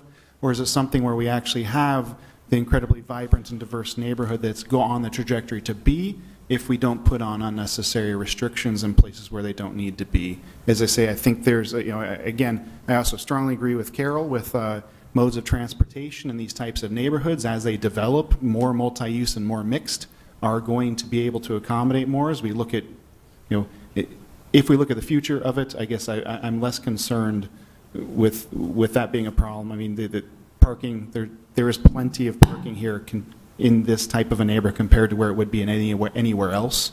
I think we're underappreciating how dense other places are that have this type of opportunity in them. So I guess I have a fundamental opposition to an unnecessary restriction in here, and I do trust Jason to a large piece. So I would not be aggressively opposed to this if everyone says, yep, sure, put this limit on. I'm just not sure that the size restriction here or the hours restriction here is the right time to do that. And there's plenty of other places where it could be put in if needed. Madam Chair, I move a staff recommendation with the addition that closing hours be Monday through Thursday at 10 p.m., Friday and Saturday at 11 p.m. Can I just clarify? Did you say Sunday? Did you include Sunday in the? Say Sunday? Sunday, did you say Monday or Sunday through Thursday? I might have said that, but I meant to say Monday through Thursday. Okay, well, I think you want to include Sunday because they'll. I beg your pardon? I think you do want to include Sunday in your motion. Oh, was that a? Otherwise, there would be no restriction on Sunday. If we need to say Sunday through Thursday and then Friday, Saturday. Thank you. Yes. Can I offer a friendly amendment, which is just midnight on Friday, Saturday? I'm just thinking that there could be, I mean, normally you probably close at 11, but there could be opportunities to stay open till midnight. I'm thinking like weddings in the summer and things like that. So I would offer midnight. I'll not accept it. Thanks, Will. All right, there's a motion on the floor. All in favor, please raise your right hand.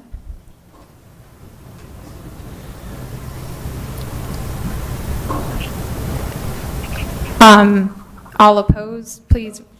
Oh, yeah. Jan and Abby, how do you vote? Yes.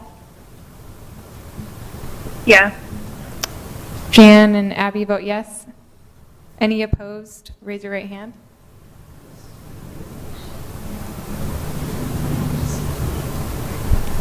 All right, thank you. What was the final vote? 12-2.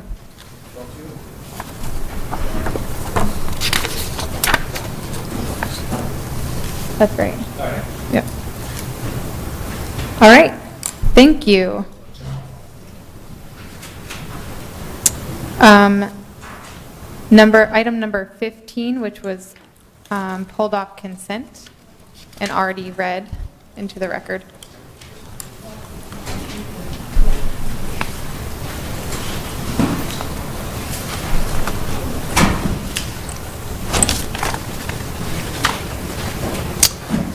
Good evening, Chair, members of the Commission. My name is Frank Dunyoung. The proposal in front of us today is a request to rezone the subject property in order to construct an accessory surface parking lot that would serve the business across Dean to the south. The subject property is currently zoned N3C-4 district, which allows residential uses. The requested RX2 district would allow for a non-accessory surface parking lot subject to obtaining a conditional use from the Board of Adjustment. The actions being requested are a determination as to whether the requested rezoning is in conformance with the Plan DSM creating our tomorrow comprehensive plan, a request to amend the Plan DSM creating our tomorrow comprehensive plan from a designation of low-density residential to community mixed use, and then the rezoning from N3C4 district to an RX2 district to allow a non-accessory surface parking lot. The property is approximately 20,000 square feet in size. The site consists of a one-story, one-household dwelling and a two-story, multiple household dwelling. And I'm going to kind of show the context of the surrounding area. Across the street is the warehouse use that is requesting the additional parking, surface parking lot in this property here. Adjoining, adjacent to the property is residential to the west. Across the alley to the north is residential, and then to the east is residential as well. Here is a view of the property straight on, facing north. And here is an aerial photo, a better aerial photo to show the context of the property in question. And here is a view of the property facing northeast. We had that previous image that was facing head-on. That was from about this location. This one is facing northeast from the corner. And then this property is near the alley to the north, and it is facing south. Alley, this would be the property here. The industrial warehouse use is further across the street, for which this parking would serve. And I will zoom in on a snippet or an image of the parking so you can see that a little more clearly.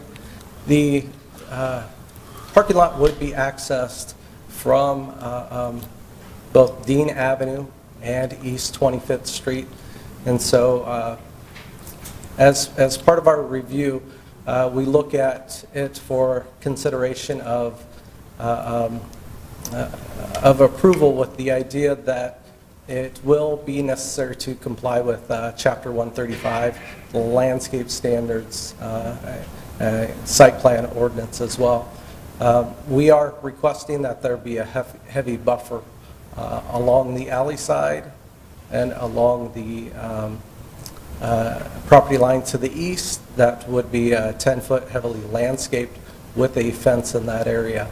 Currently it doesn't show that, but there is room to work through making some areas a little bit more amenable to adding the setbacks along those areas. But once again, we're here to discuss the rezoning and the land use amendment. So those items could come back at a later time if they did not meet the requirements of the code, if not administratively approved.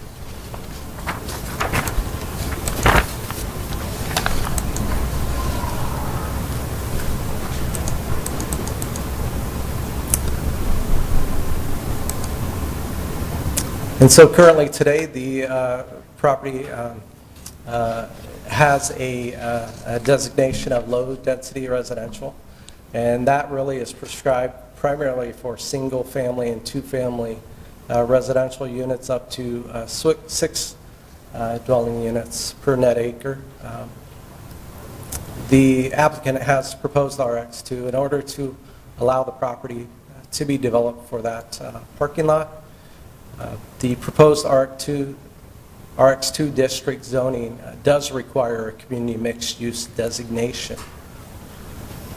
Community mixed-use designation is typically more of your small to medium-scale mixed-use developments located on more of our corridors, particularly transportation corridors. This area tends to have industrial on the south side of Dean Avenue, and then residential along the north side of Dean Avenue. So this would be amenable to the idea of being an area that would allow for that transitioning to take place. The RX2 district does provide for residential and office buildings at a scale and intensity higher than the RX1. The RX2 district does allow for the surface parking lot subject to obtaining a conditional use. So if they successfully rezone the property, they would need to seek a conditional use from the Zoning Board of Adjustment, who would then have purview, if it's a condition, to, if there ends up being some form of a nuisance or another, bring it back for reconsideration. Could be a possible condition of Board of Adjustment approval.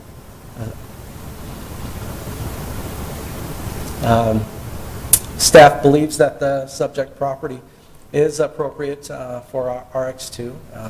It would allow for that non-accessory parking lot.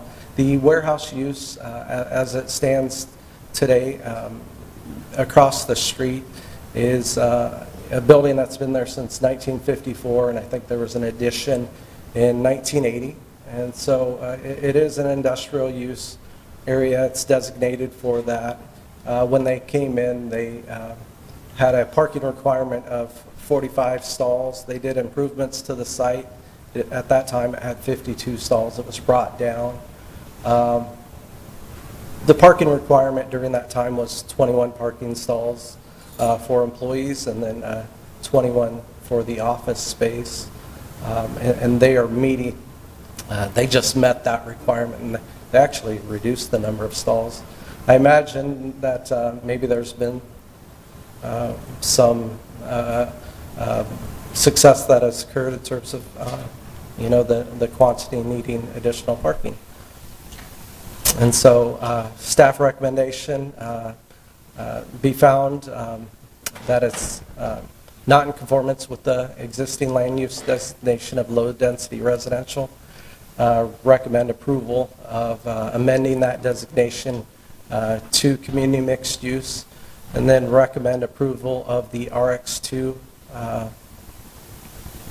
district, subject to the use of the property being limited to either household living or non-accessory parking use in accordance with a conditional use.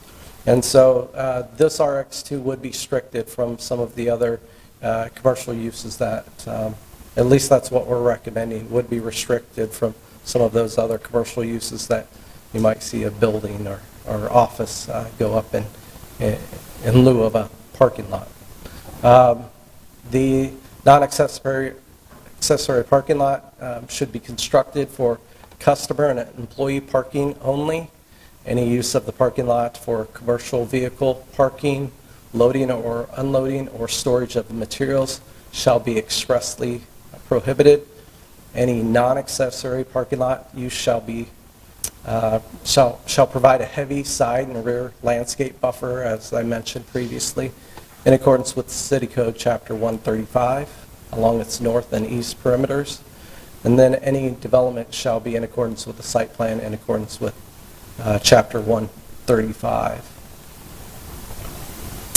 There were two comments, and one was in favor of the project, and the other had indicated that they weren't in favor. However, they would be in favor if the lot was fenced in and had lighting. And I can't speak to whether or not they'll have lighting, but there will be fencing as part of the requirements of the code, and unless they were to seek some sort of waiver of that. And here's a map of it. Here's the property owner that indicated that they could be in favor, and then the other property that was in favor is just across the street, Logan Avenue, over in that area.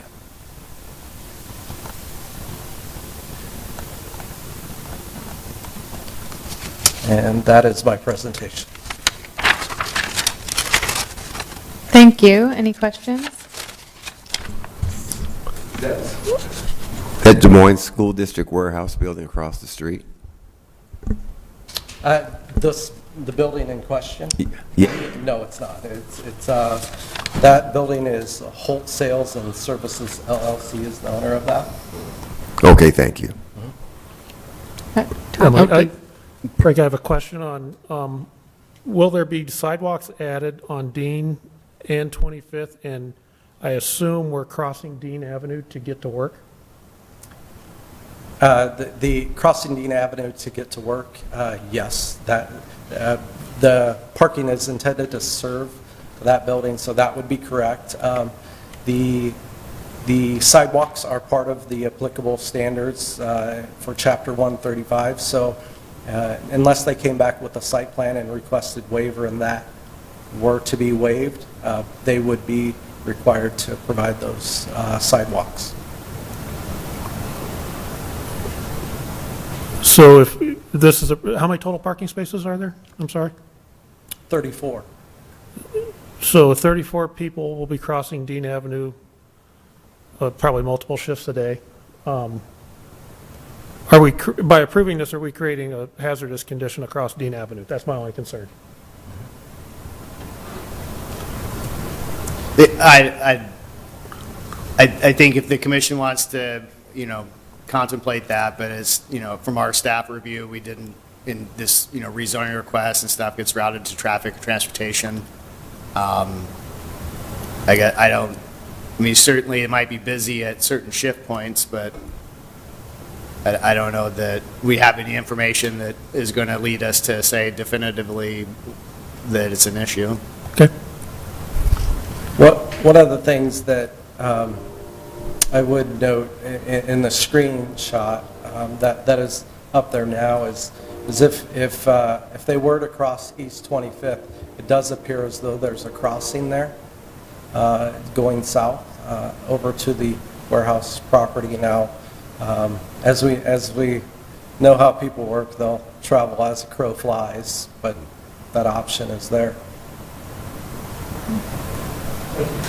Yeah, and as part of the site plan, they would have to extend, that sidewalk. They'll need to provide access to Dean. But I think Frank's made a good observation that across the street on their main site, they may not have a straight shot for a sidewalk.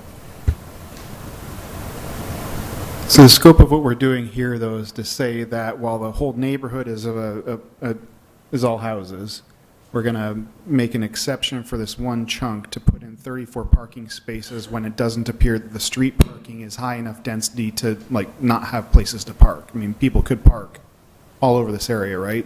So we're just saying we're going to make an exception in this whole neighborhood for this commercial place to put in a parking lot. Yeah, I don't know if it's an exception. It's a request to rezone. We're suggesting as staff that if it's limited to just either residential uses or parking for this use across the street, that we're supportive of that.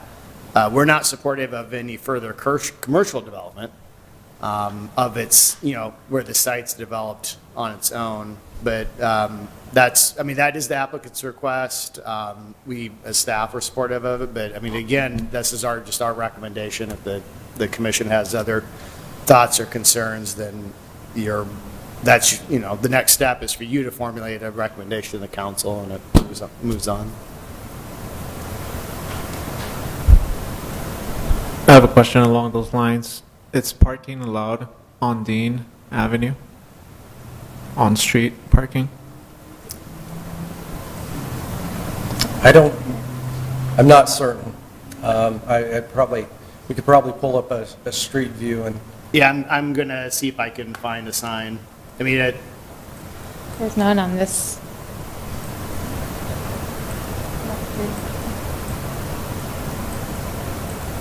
Street view seems to indicate there's parking allowed on both sides all along that street. Is that? Yeah, there's a sign right here that says no parking from here to corner, so that would imply behind it there is on-street parking allowed.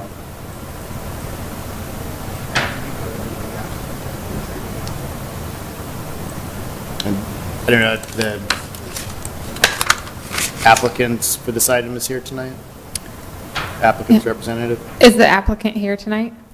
Okay. Would you You like- might be able to speak to the question. Yeah, if there are no further questions, we can have the applicant come up. State your name, address, and you have 10 minutes to present. You can sign in when you're done.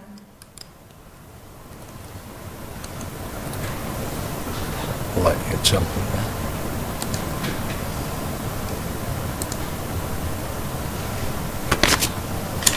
Thank you.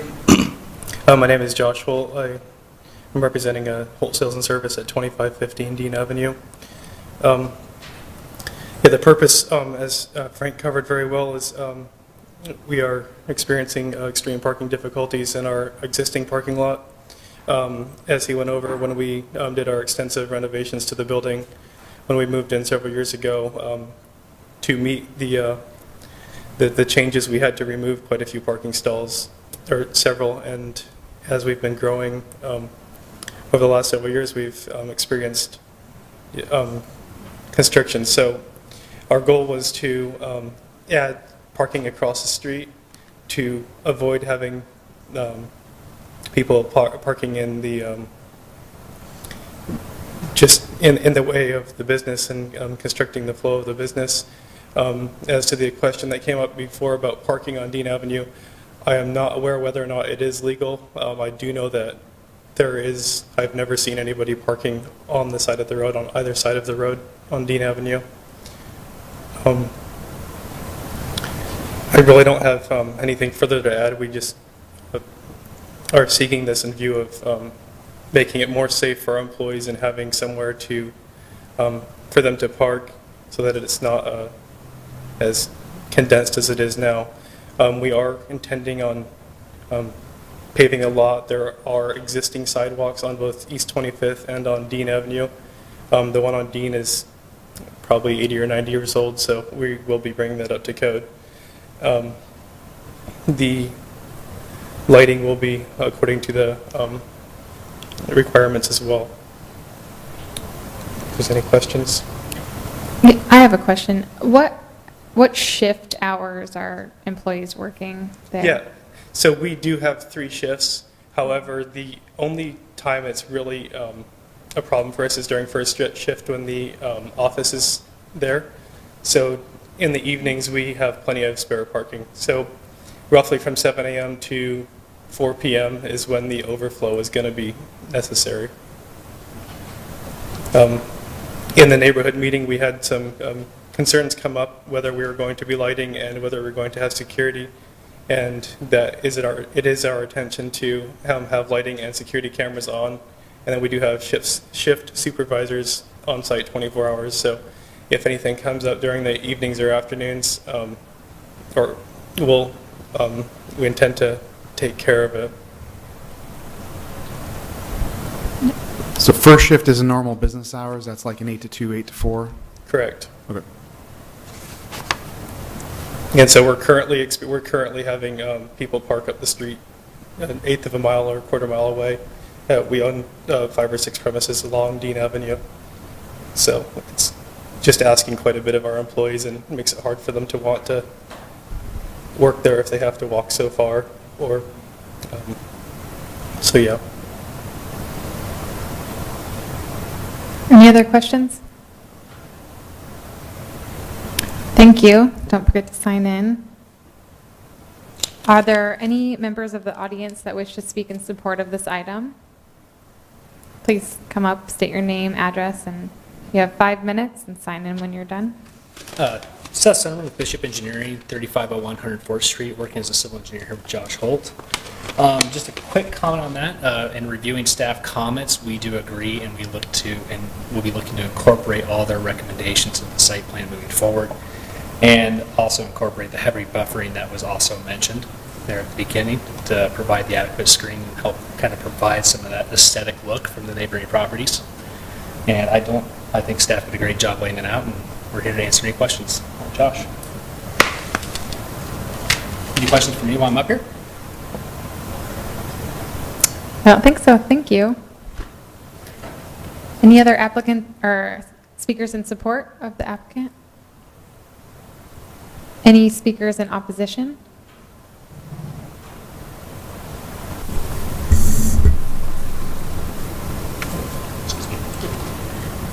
Hi, Carol Maher, Ward 3, zip code 50312. I rode by this property yesterday, and I believe the houses have already been torn down, right? It was completely vacant. And X-Guard, I believe, is the name of the business. They were saying X-Guard is the name of the business that's on the building right across the street. And I was so excited to see 2 bikes parked there, but they didn't have racks to park at. So I was hoping that perhaps the applicant would consider putting bike racks not only at their business, but in this lot, perhaps to encourage people to ride their bike so there would be less need to have to park on the street. As far as I could tell, there are no parking signs on the south side of the street. I didn't get a picture of the north side. But while I was there for about 10 minutes, I found out why you wouldn't park on that street. That was because there was a semi idling on the street for at least 10 minutes.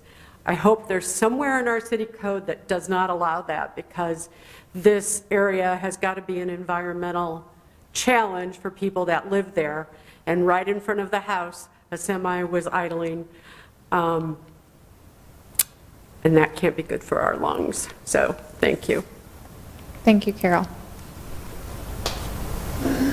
Any other speakers in opposition? Any speakers neutral? Any applicant rebuttal? If you'd like to comment on the bike racks.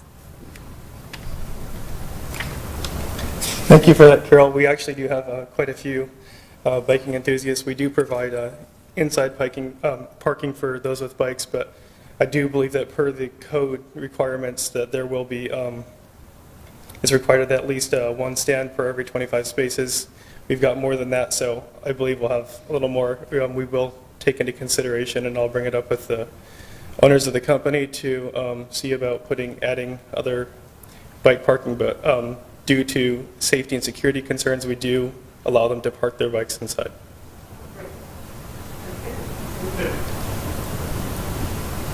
Thank you. Are there any other questions from the commission at this point? All right, I'm going to close the public hearing and ask the commissioners what they think. I think it's very commendable that employers are providing off-street parking for their employees, so they should be congratulated also for adapting, allowing bicycles to be parked inside. So I make a motion to adopt staff.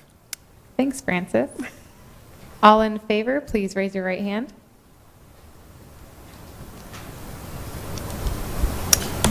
Jan and Abby, how do you vote? Yes. Yes. Jan and Abby vote yes. Any opposed, please raise your right hand. And any abstentions? All right, thank you. The final item this evening, item 17, is a request from Capital City Real Estate, represented by Bruce Philman, to review an approval of a preliminary plat, Philman subdivision preliminary plat on 1.74 acres of property on 1415 East 38th Street for development of a 6-1 household residential lots. Jillian Summer again with planning staff. Item number 17 is for property in the vicinity of 1415 East 38th Street. It's located south of Indianapolis Avenue on the east side of the road. And we previously had a proposal for a plat for this property from the same applicant. This is a new proposal. This proposal would be for 6 lots, subdivision with 6 lots, with a private street. All right, let me get to it.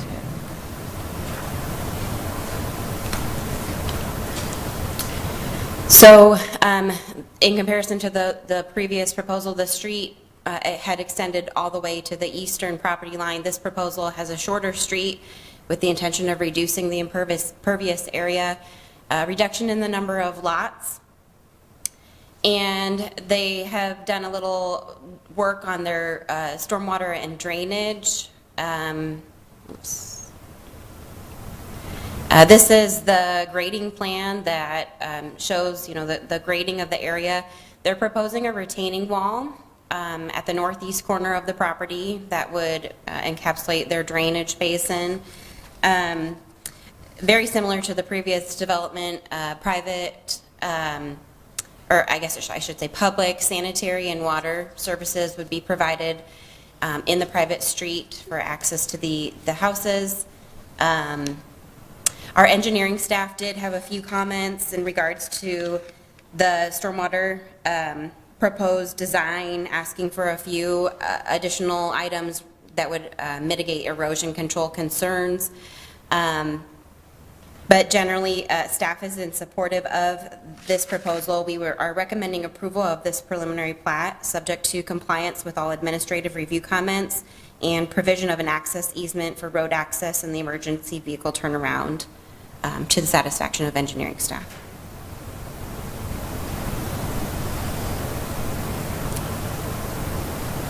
All right, thank you. Are there any questions? All right, seeing none, is the applicant present? Please come up, state your name, address, and you have 10 minutes. Sign in when you're done.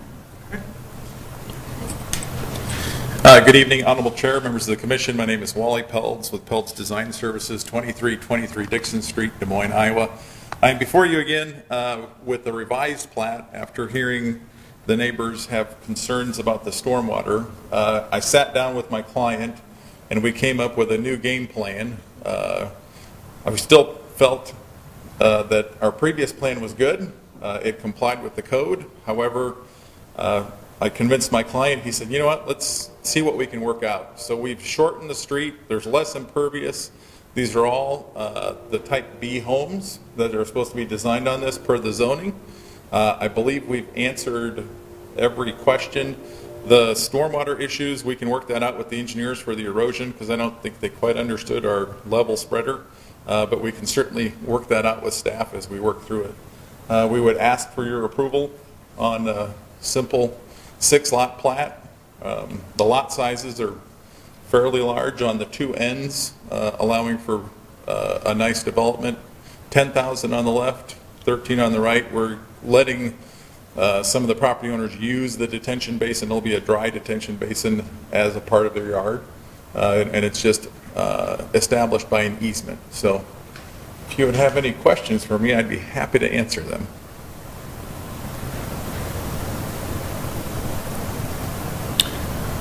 Wally, Yes. is the retaining wall part of the drainage basin? Yes, it is. So that creates volumetrically, right? So what we've studied is that there's water coming from the south end, water coming from our development down the street. We did an extensive research of how much water is coming through there. So that forced us to augment our previous plan by adding a wall sticking out of the ground to slow the water down so we can hold it. The neighbor to our east at this point who has complained about that stormwater at the last meeting, this should mitigate their issues because now we are taking a storm that anything above 2 inches gets held in our pond, slowed down, and then released at a much slower rate. When we get a really big deluge, they shouldn't see anything like they've seen in the past. It's part of your stormwater management policy, the new one that you've implemented. So that's what we built.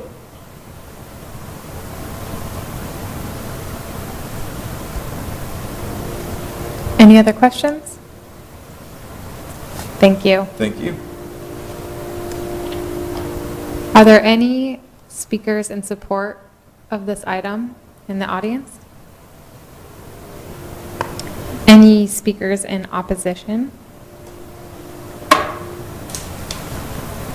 Please state your name and address. 5 minutes.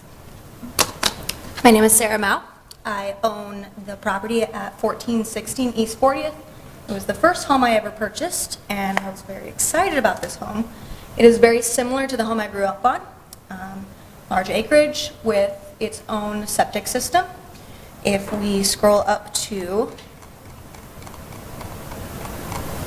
this view,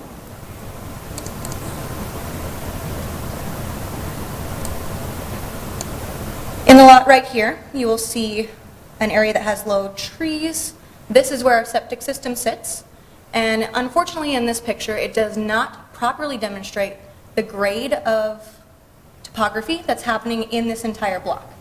So as much as we appreciate the effort that was made, we rely very heavily on the tree coverage of the entire block to keep control over the water that is flowing into this part of our property. The proposal does state that they will be removing a large portion of the trees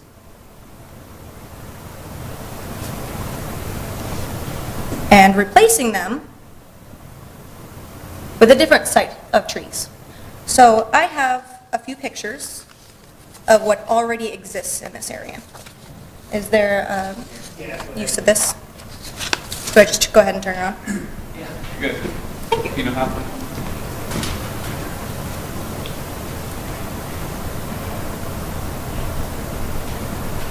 So whenever this comes up for you, you'll see that in their nice plan, there is some trees that they plan on removing. It looks like 1, 2, 3, 4, 5, approximately 10. But when this picture comes up, you'll see there's a significantly larger amount of tree coverage in this area. We rely very heavily on this to protect this septic system. It is the only system that we have going for us to maintain this. As much as we appreciate that they did take our considerations into account in rezoning this, this is something that is going to detrimentally affect our home life. Additionally with this, as you can see, there's more than 10 trees there. What we're looking at is 6 multifamily homes, 6 homes in this area, and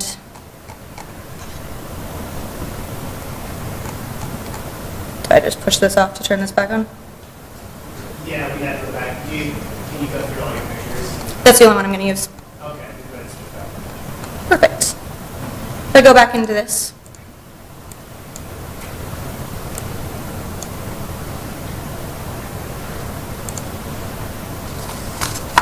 they're proposing a street into this block. As you'll see, surrounding this area are my home at East 16th.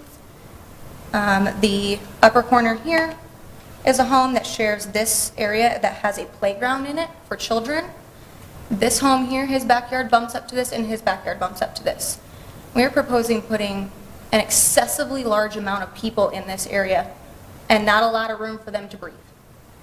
When you look at the way that they have designed this plan, yes, they've allotted a street that's smaller than the previous plan, but we can assume that there's going to be two cars at each house and that they'll have 2 parking spots for that. We appreciate having people at our house, and I would assume that they want the same. So where are they going to park their cars? On the street. So if in the event of a fire or in the event of an emergency situation, those emergency vehicles are not going to be able to get in there and access that safely. And with the fact that this is a high tree coverage area, that is going to pose an immediate threat to the neighboring community. These individuals, all of this isn't going to go anywhere, and it's all going to come into this area.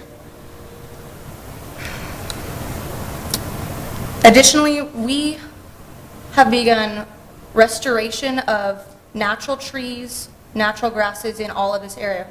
We have our own building right here that houses a lot of the equipment that we use to do that, as this is a grazed wood community. And what they're proposing for the new trees that they'd like to put in to assist with this water drainage are non-native species. They're very slow growing. They're not going to provide what we need for the already established septic system that I have in this home to protect us. It'll take a very long amount of time for that to have a good impact on it. This is all very soft ground here, and even at slow rates, we can sit at our backyard and see the water drainage there. And as it currently stands, it is a very cohesive, pleasant thing to environment back there. This spot right here, we have a deck, we host guests, and this is a lot closer view than it appears. My own dressing room, you can see right into this spot right here. I apologize, but you have your 5 minutes and just final thoughts. It's not awesome. Sorry. Thank you. Can I ask 2 questions? Yes. Real quick? The density being proposed here, how does it compare to the density just catty corner on Indianapolis and 38th? Because it looks like it's going to be the same. This one? Nope, just north of that. So there's a few houses. It looks like you got basically 5 houses. There's room. Nope, to the left. Yep. Oh, there. Awesome. Here. Yep. So in that section, it looks like we're just basically moving something that's in that neighborhood already, just right across the street, same thing. Isn't it going to be equivalent density? I don't believe so, no. I think it's going to be a lot tighter than that. This is 1.7 acres, and that is significantly larger. That's 4 right there. Oh, yeah, but I'm meaning, so there's 3 and there's 2 across the street. We got a street in the middle. It looks, I mean, again, I guess we can look at the math. That's the second one. So their claim is that the runoff is not going to be negatively impacting. If they are wrong, what is the cost of the negative impact that you believe is there? Like, what's the actual, what's the financial cost of that? Like, what's the financial burden that we borne if they're wrong? And we're saying it does negatively impact the system. How big are we talking about an impact? What is that economic cost to remedy it? Like, I don't have a sense of how big an issue you're talking about monetarily. And is there really no alternative to a septic system here? Is that what is at issue? In an immediate, in a high volume water situation, that will back up into the septic system and come up into my house. So that is an immediate threat. To then go from that situation, I have not dived into what the financial aspect would be to go from a septic system to city, but it would be on the person who caused the change to be responsible for that per Iowa law. And I do have backing of the Iowa nuisance of privacy law of an unreasonable circumstance, such as this, causing negative harm on another already established individual. I am not saying that it's unreasonable to put homes there. I'm saying it's unreasonable to do that many of them. It is 2 lots, and the type of living situation that everyone in this block has would be comfortable to have 2 homes. So what level of density is do you believe is appropriate? 2. 2 on homes. the 2, so 1 home per lot. That's the maximum that we feel is correct. Otherwise, there's an impact on you. Yes. Okay. You have to consider that with every home comes vehicles, lights, potential for dogs, potential for their own ice and runoff if they use ice on their driveways. The grade that they propose to make this street at is 7%. And it's all pointed down towards that retaining wall and that slow drainage. So whatever chemicals are used, anything that's put on that street, even if it's slowly done, is still going to be pointed towards my property and then affects the grass and the gardens that we're planning on growing there and anything else that's affected in my property. Thank you. Any other questions? Thank you for your time. Yep, thanks. Any other speakers in opposition? State your name, address. Sure. You go ahead and flip this thing back up if you like. Anything that's displayed, we will need to get a copy of. So if we could, I don't know if you mind keeping us the picture. If not, we can take a picture of it with our phones. Thank you.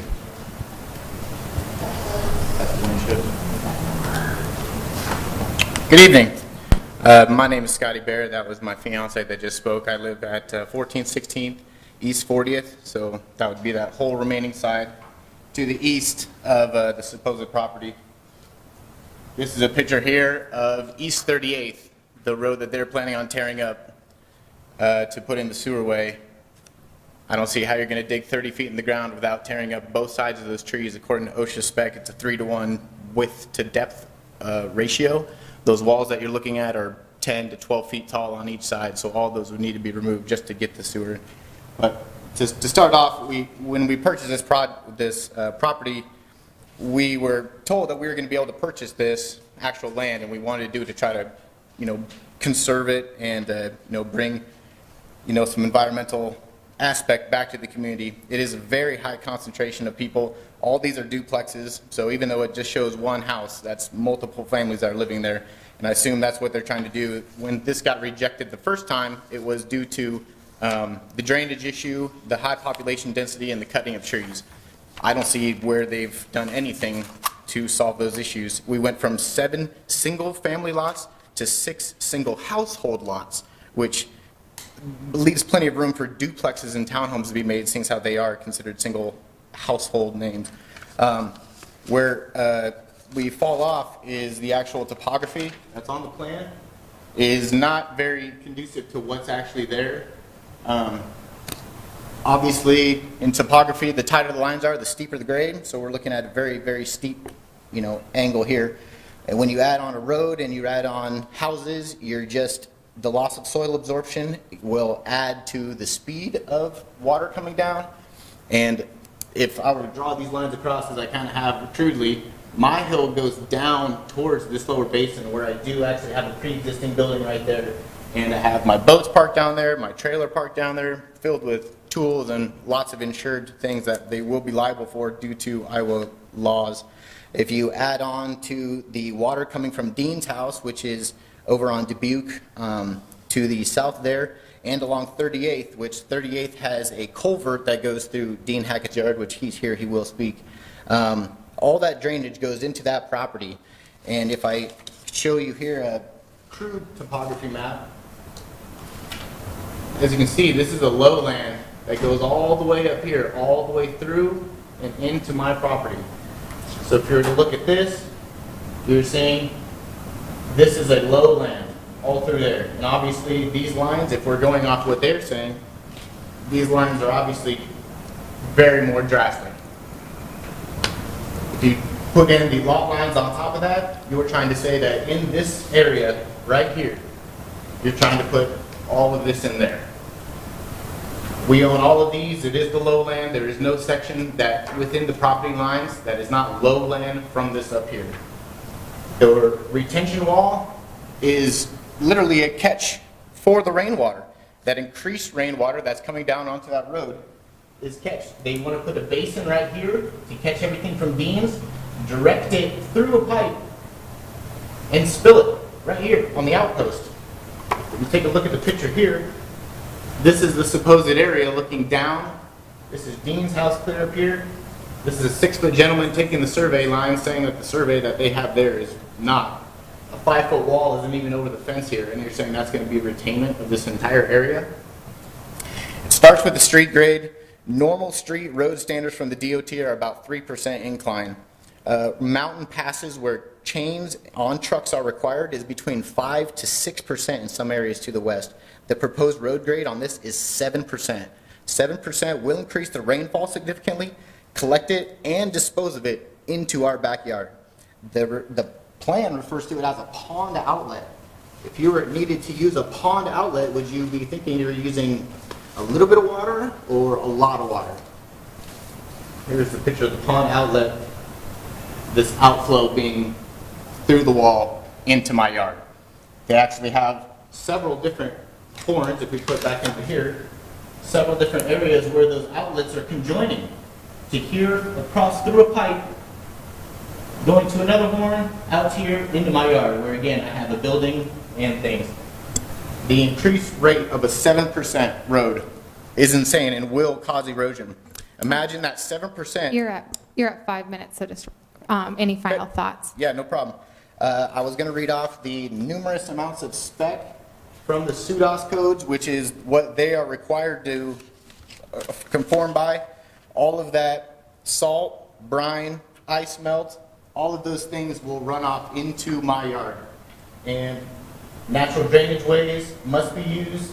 Runoff analysis should be based on proposed land. It should take into consideration all runoff from outside areas. It needs to be said that even if it is undeveloped area, it needs to be acted as if it is developed. And so even though my land is not technically developed at this point, is what you'd say here, I do have plans to build more buildings and a roadway and things like that. Like I said, they have the outlet coming right here, which I already have pre-existing plans. Okay, thank you. I'm sorry you're at time. Are there any questions? I have one clarification. Did you say that you offered fair market value for the property and they told you no? Oh, yes. So you offered fair market value? When we first found out that they had owned the property, My broker had spoken with them. They had come across, pretty much the number they gave was 5 times what they had actually bought the property for. So we know that greed is obviously a deciding factor in this going through, trying to put that many homes in this small area. The community is not against it. The Grays Woods Association is hearing about this in a few days, and they are already expressed that they are not in favor of this happening. Spoken with DNR officers about the erosion control, but we'll get to that as far as it going. Main points is if you read through the actual SUDAS, which is the statewide urban design and specifications. I think you're outside the scope of his question. Okay, so. sorry. Thank you. The breaking the law. Thank you. Are there any other speakers in opposition? Please state your name, address, 5 minutes, and sign in when you're done. Dean Hackett, 3910 Dubuque. I'm right next to his property, but on the south end of the Broad Acres, next to East 38th Street. I have a bunch of pictures because I'd like to show you the environment, the topography, and once again, as he said, we bought this to be in the country. We have nature all over the place, you know. Yeah, I know there are deer all over the area, but we also have fox come in and sleep in the yard and stuff like that. We have eagles, we have nature, and we have lots of trees. That's why they call it Grays Woods. And in the summertime, or when the leaves are on the trees, it's like driving through tunnels. I don't know if you all know what Grays Woods area encompasses, but it's Easton on the north, University on the south, East 33rd on the west, and East 42nd on the east. All that area is Grays Woods. But what the properties we're talking about here are really the heart of Grays Woods, and this was Broad Acres development. Bigger lots, bigger areas. Now I drove out of my property going east and turned south. I turned south on East 40th. This is from the intersection of Dubuque and East 40th going south towards University. As you can see, it goes uphill dramatically. Lots of trees on both sides.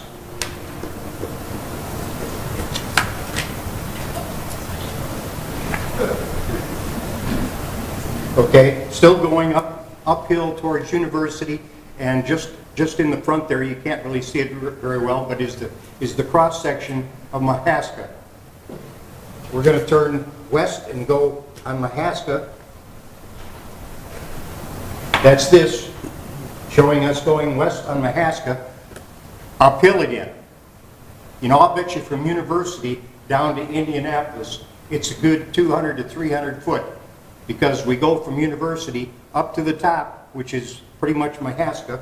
Now we're going east on west on Mahaska.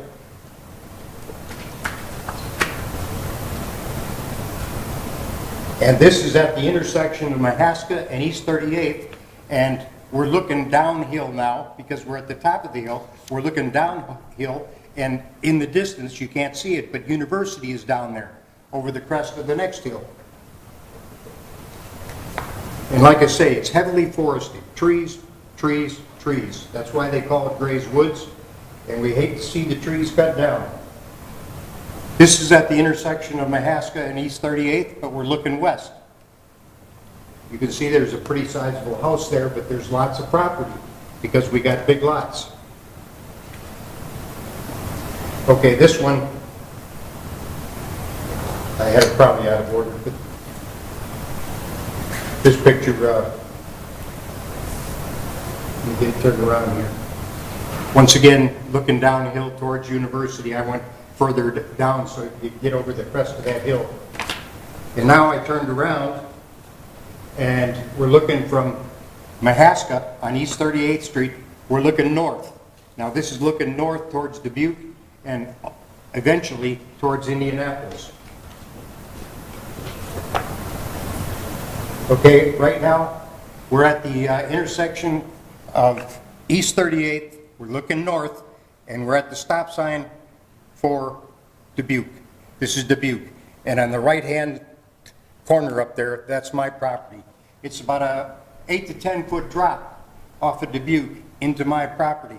and just to the right, there's a culvert going under Dubuque, dumping all the water from the hill that we came down onto that, through that culvert onto my property.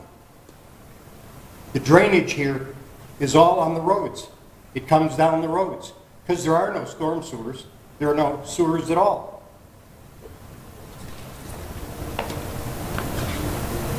It's country in the city. Now we're going down towards Indianapolis, and I showed you the berm. This is a berm. I'm standing in the road looking at the berm. It's bermed up to keep the water flowing on the road. And this is the berm with all the trees, and there's some big trees I'm going to show you in a moment that it's going to have to be cut through and carved totally out for this development. Sir, you're at 5 minutes, so if you just want to, any final thoughts here? Well, I wanted to show you the eagle nest because these are mature trees.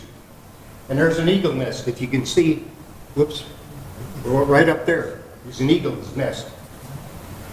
We've got all kinds of wildlife. This is the Indianapolis and East 38th intersection. And on the north side of the road there, you can see, yes, there's some houses a little bit more closer together than what we got, but it's still not high density. My 5 minutes are up. Thank you so much. Are there any questions? All right, thank you. Are there any other speakers in opposition? Name, address, 5 minutes. My name's Ryan Guile. I live at 3419 East 35th Street. This plan was a good idea for them, I think, when it all started and they thought that they were going to purchase this land here that my friend Scotty has to run the street through. Is what their plan was, to run it from here to here, straight through his property and have homes all along here. Well, the thing is that they have to account for the drainage somehow, and dumping all that water onto his land is going to completely wash everything on the hill away at a 7% grade. I'm on a sewer crew. I do this every day for a living. The things that they're going to have to do when they come in here is completely wipe the land of all the trees and anything that holds the soil up. I mean, it's going to be a major impact on the whole community. That's it. Thank you. Are there any questions? Any other speakers in opposition?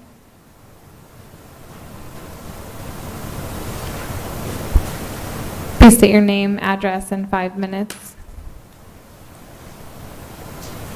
Hi, my name is Paul Berenson. I live at 3840 right here, Indianapolis. I guess there's not much to say, just that it's not really a good idea for a lot of the reasons. There's some quite detailed reasons from some of the other people. And I think what I'll just say is, I think you talked about how over here it looks like,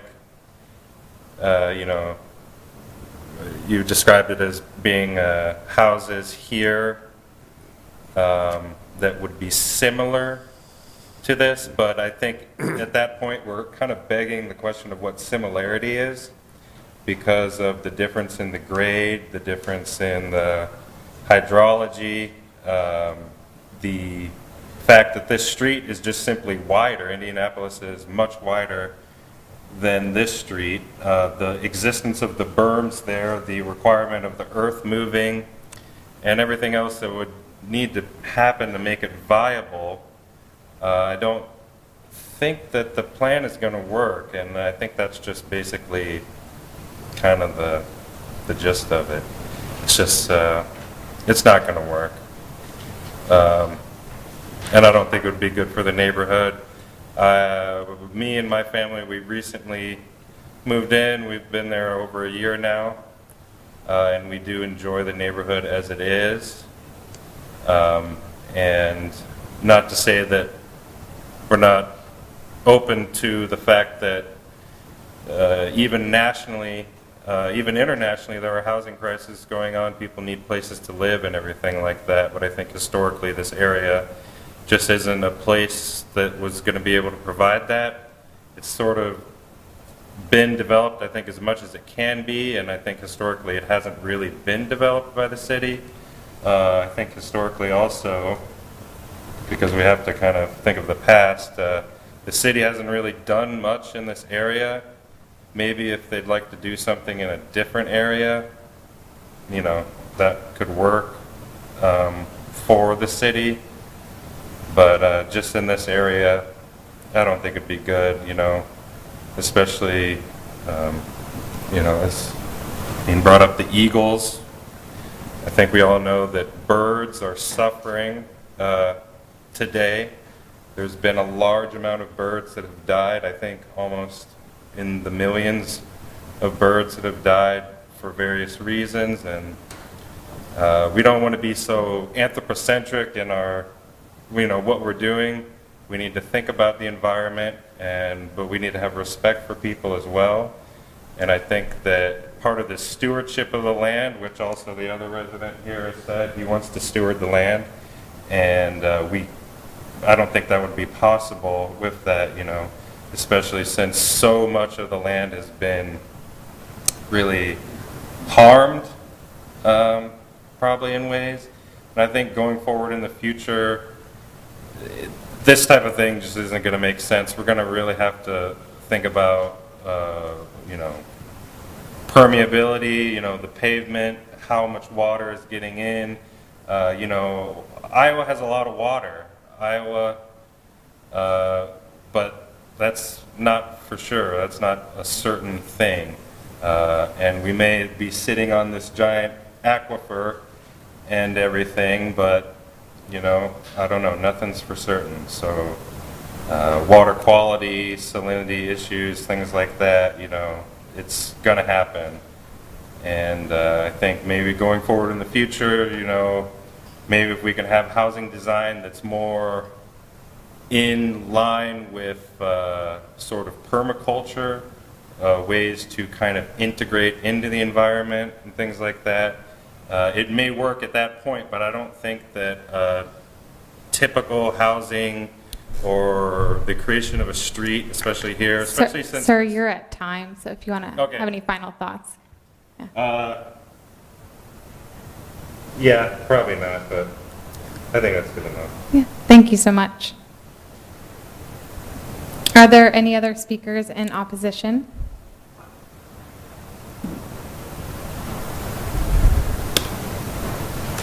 Please state your name, address, and you have 5 minutes.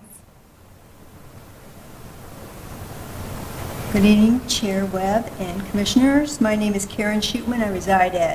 I live at 3804 Indianapolis Avenue, which would be right here.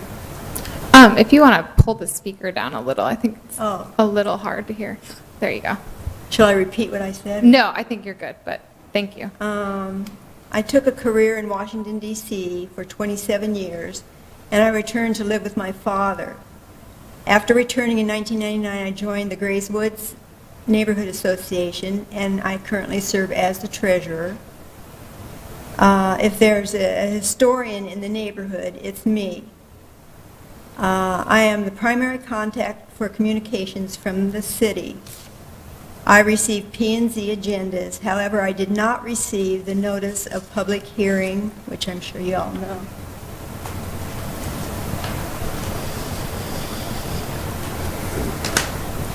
Whoops. How do I get this? Oh, there it is. This one.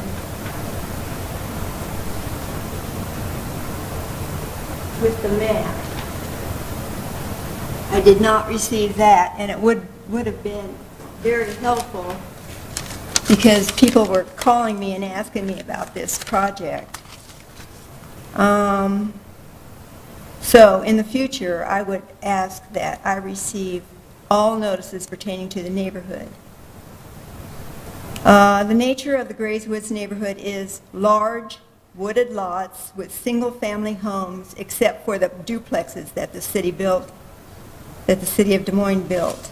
The Broad Acres subdivision of Grays Woods was all gravelled roads until the city paved Indianapolis and the 1400 block of East 40th Street in the mid-60s. The rest of the roads remained gravel until Public Works Director at the time, Bill Stowe, found the funding to put in a thin layer of asphalt on all the gravel streets. At that time, Mr. Stowe said it would last approximately 10 years. Well, now it's been 24 years and the layer of asphalt is falling apart. I trust that all the commissioners have had the opportunity to view the proposed development in person and not just on the computer. Please understand, this proposed development comes off of East 38th Street between Dubuque and Indianapolis.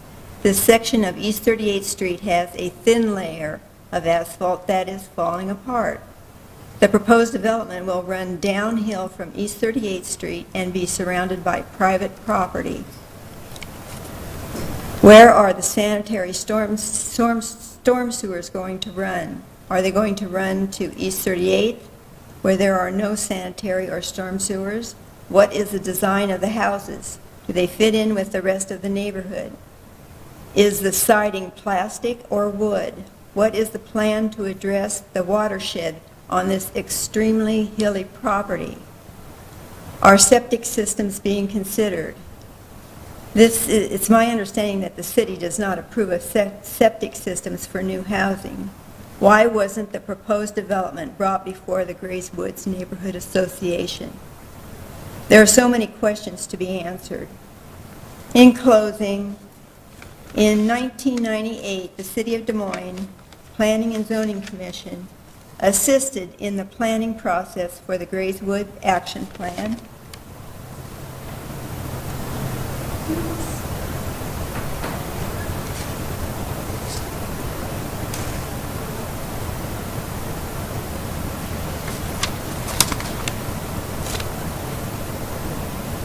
This was in conjunction with the Neighborhood Revitalization Board and the Community Development Department.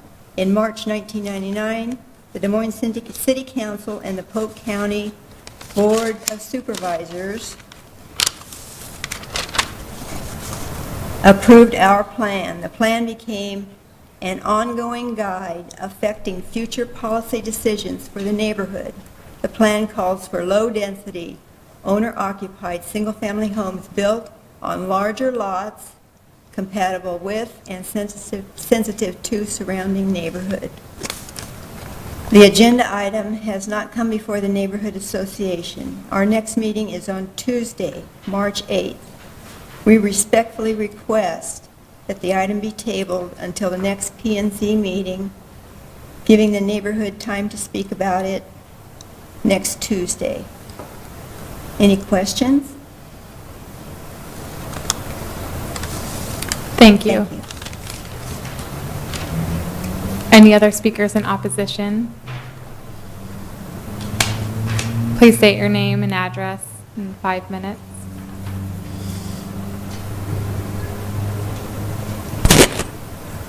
My name's Skip Moore. I live at 3822 East 28th Street. My interest in this is I'm a product of the neighborhood movement in the city of Des Moines, and also I'm a former city councilman.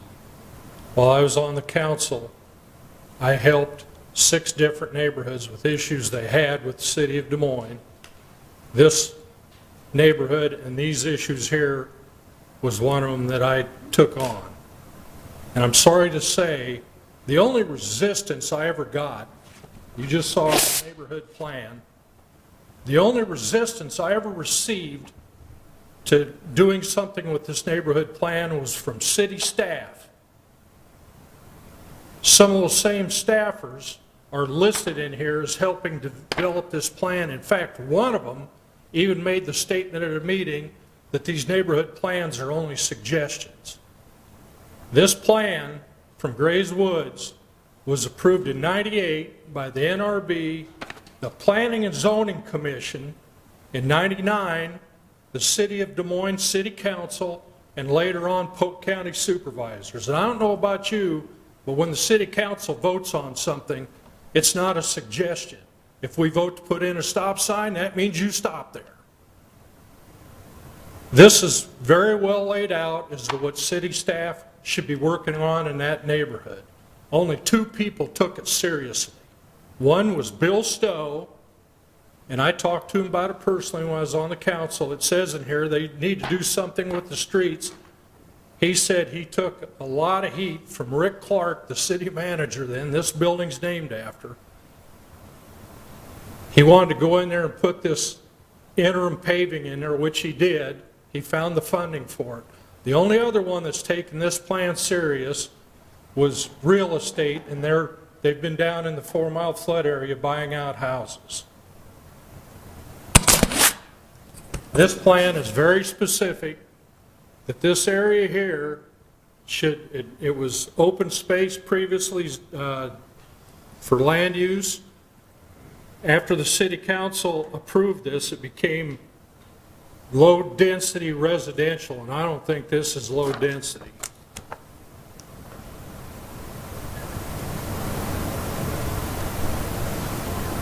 And the property we're looking at is right here. And that's supposed to be low density. You already heard a lot of questions in here. It says in here that the city is supposed to be going through resurfacing these streets, putting in sewers and everything else. While I was on the council, I asked to do that. And Rick Clark, the city manager, had staff do a study on it. They came back and they were opposed to doing it. The same plan that they put together, they were opposed to it. I think it's time that instead of people coming in here and trying to buy these open spaces and doing something with them, Bill Stowe was actually going to buy, he was interested in this property right here. He was going to buy it and put his house in there, and he didn't do it because there's no underground utilities. He ended up building down in southwestern hills. And I think it's time, you know, he always called it a diamond in the rough. He thought it was the most beautiful neighborhood in the city of Des Moines.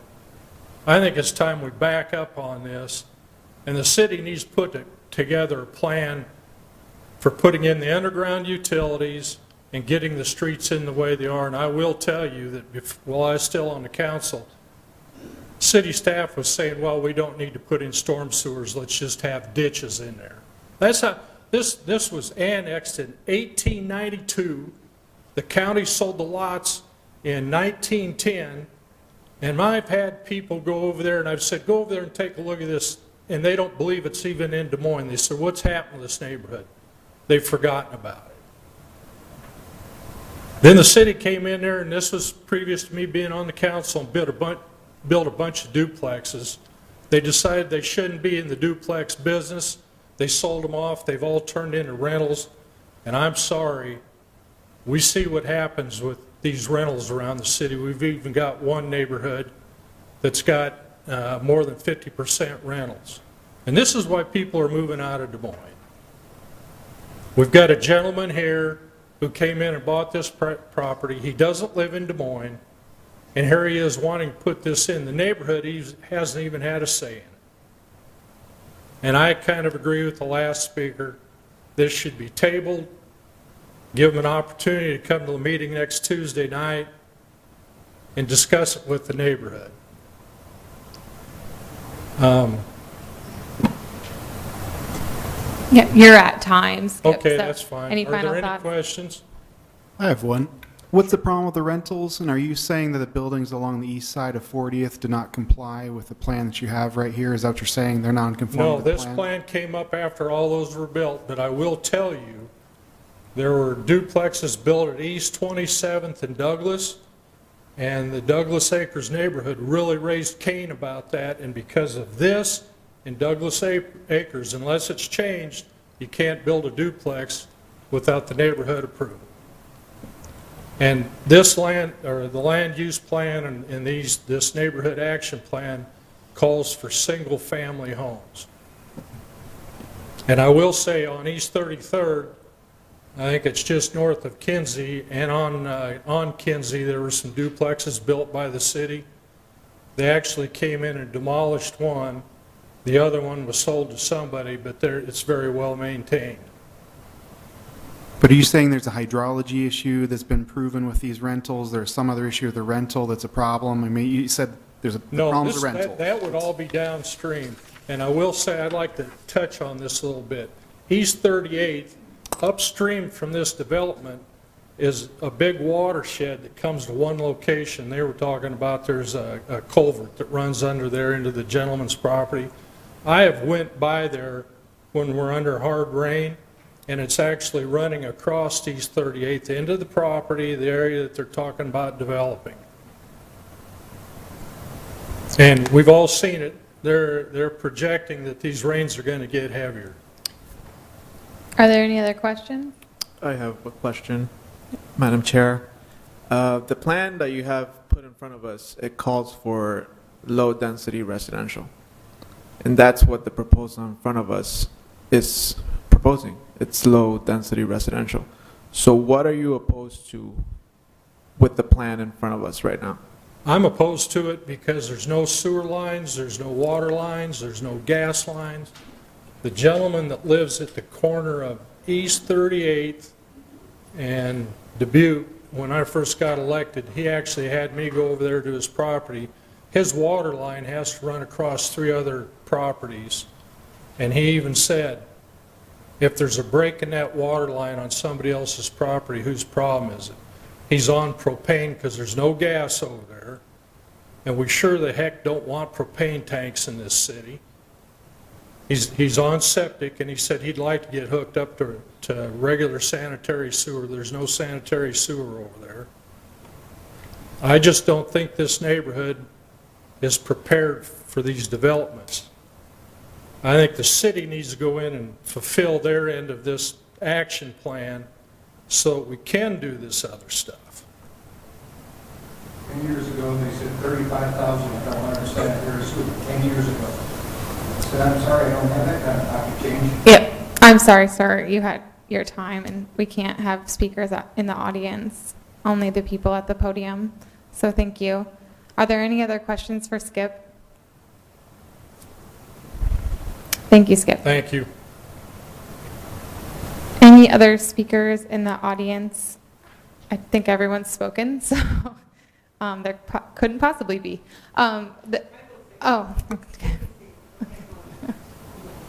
Look what I did. Yeah. No. Please state your name and address, and you have 5 minutes. My name is Ziva Hackett, 3910 Dubuque Avenue, Des Moines. My opinion is, because this is Graywood, this is a special neighborhood. This is like a diamond of Des Moines. It's very close to downtown. Amazing, beautiful place. And density of this area is very low. So my opinion is, the density they're proposing is just cannot be here. It's the density is, it's like so different from what we have around. So it's not appropriate. It's not appropriate density for this area. This is my opinion. Thank you. Does the applicant want to come up and speak to some of the questions that were posed? You have 5 minutes. While Wally is getting to the podium, I do want to clarify that the zoning for the site, for the property today, and as proposed to continue forward, allows single-family development, so that's not being changed or request, so this, be 6 single-family lots. And then also the density is allowed by the land use plan, which is low-density residential, which allows up to 6 units an acre. I think this would come in at about a little under 4 units an acre. So, thanks for that clarification. Honorable Chair, members of the Commission, briefly I'll go through it. First of all, my client's willing to put in the restrictive covenants that this could be single-family only. That's what his intent is. That's what the intent of this area is. He wants to build a subdivision where people can build single-family homes and enjoy the area as well.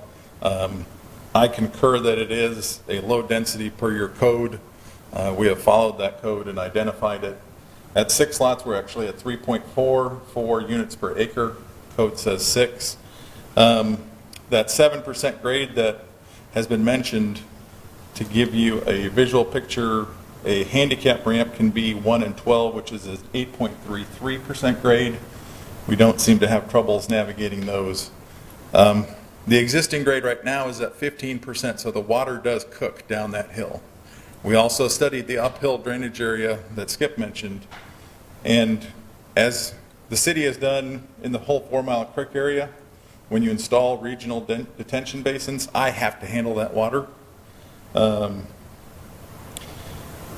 Also, we are extending sewer and water to these lots. That is a part of our utility improvements. They will have gas and electric, and hopefully MediaCom and phone as well. And then thirdly, I just did want to mention, I am a licensed professional engineer, and I'm a licensed professional surveyor. And when we're told that we're breaking the law, that is something that we take mind to, because we represent it, we stamp it, it becomes a public document. So with those things stated, we would ask that you approve this plat. We thought we put a best effort to come back and address it. 4 Mile Creek, as you know, all those regional detention basin areas, that's what this is modeled after. You have water that runs in. I have to address it. I cannot not address it. I have to improve that condition. So with that, I would leave any questions you might have. I think I covered everything. Did I miss anything? All right.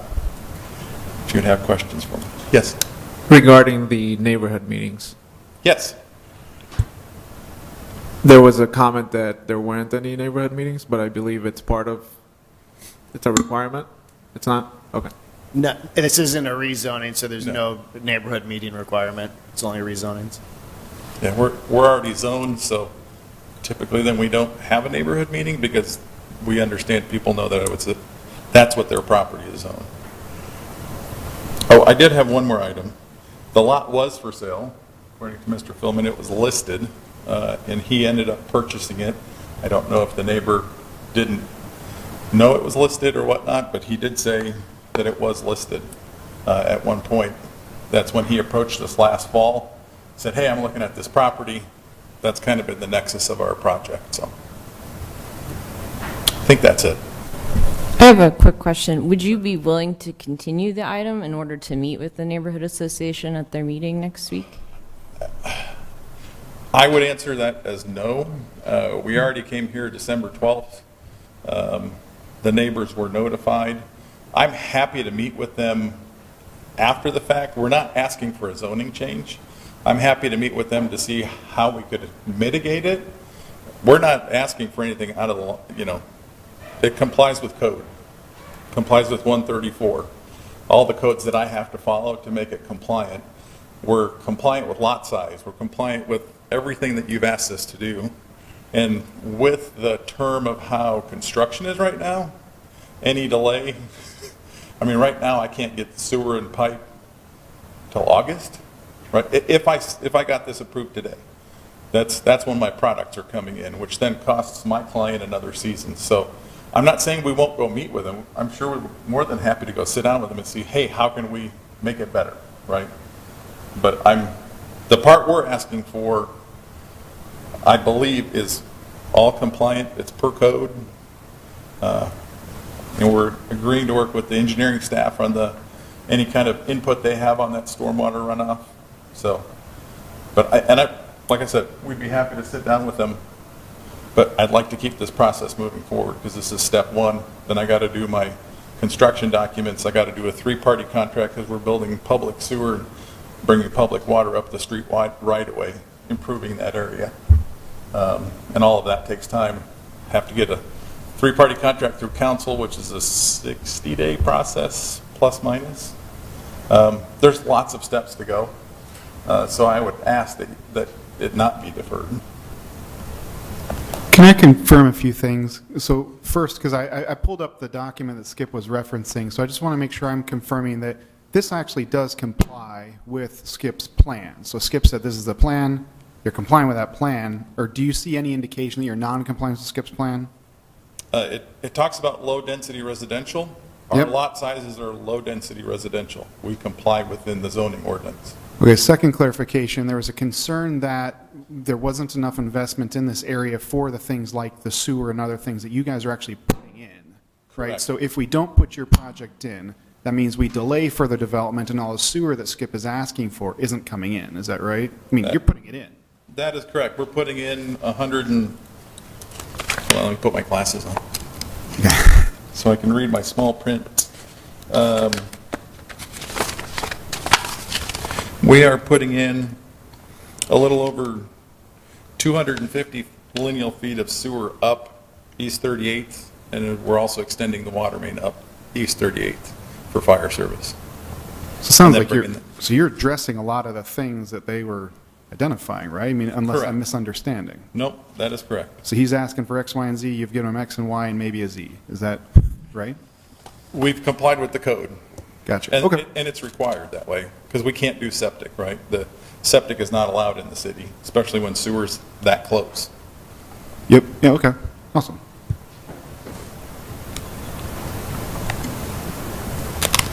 Any other questions? Thank you. Thank you. All right, I'm going to close the public hearing and ask commissioners what your thoughts are. Move staff.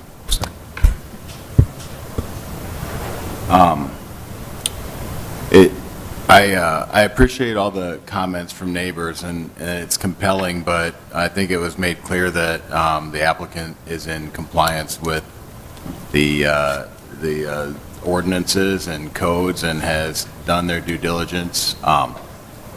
As a sort of side note, I'm surprised that the pro forma for this development supports that level of investment, but that's not our charge here. So I'm going to support this. I'm going to support this item. Is that a motion? I will, Or Chris? Or, I would like to make a comment, Okay. not a motion. I am in agreement. I think that the developer has shown that they're willing to compromise with things. They first originally came to us with a proposal that was 7 houses. They decreased it down to 6. They provide a 40-foot buffer. They're providing a the pond retention on site. So I will be in support of this as well. You don't have an easement for it to drop the water into the drop. so the public hearing is now closed, so we're not taking comments from the audience. There's a motion on the floor. Are there any other commissioners that have a comment? Okay. All in favor of the motion, please raise your right hand. Jan and Abby, how do you vote? Yes. Yes. Jan and Abby vote yes. Anyone opposed, please raise your right hand. Thank you. Are there any other committee or directors reports? No, thank you. All right. I have one question, please. This has to do with staff reports, and I've noticed the last 2 times we've been here that the aerial views that were introduced, I think last year at the end of the year in December sometime or another, have not been appearing in the staff reports and the hard copies. And I personally find them to be very useful in terms of orienting myself to where the property that is under consideration is located within the context of the neighborhood.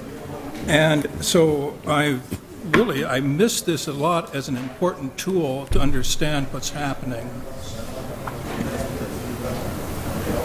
Is that what it is? I don't think we've done what we had called an agenda page for a while, but I think what we can do when we send the packet out is give you the maps that we use for the notice. They'll have the case number at the top. And that'll give you the information that you're looking for. In paper contact, or would that just be in online? Are you receiving? Yes, and I notice a number of people here in the audience, or in the commission, do receive it by paper. Well, I think we have paper sitting outside that people can grab if they want, but I don't know how many. Okay, so we have 2 papers that we mail. I think when okay, so any of the ones. The digital version doesn't include the maps either. Okay, well, we'll make sure that the maps are included. I don't know that it's going to follow the same format. That was called an agenda page, and it was more work than what was getting out of it. That was my hunch, but whatever you can do to provide the context is for Sure. me. Oh, yeah, what we'll do is, the maps that we have in the presentation, it's like the full page, and we'll just give you that. And it'll have the case number and address at the top. So you'll get just a bigger version of the notice map. So, yep. Perfect. Thank you. Emily, I have, in 2 weeks, it's spring break. I, for one, am not going to be here, so. Oh, we do meet over spring break, don't we? Yes. It is. We have a meeting. We understand, Todd. We will do our best to have quorum. We'll have items, so I hope we Yeah, have quorum. I'll be here, but. All right, St. Patrick's anything else? We're adjourned.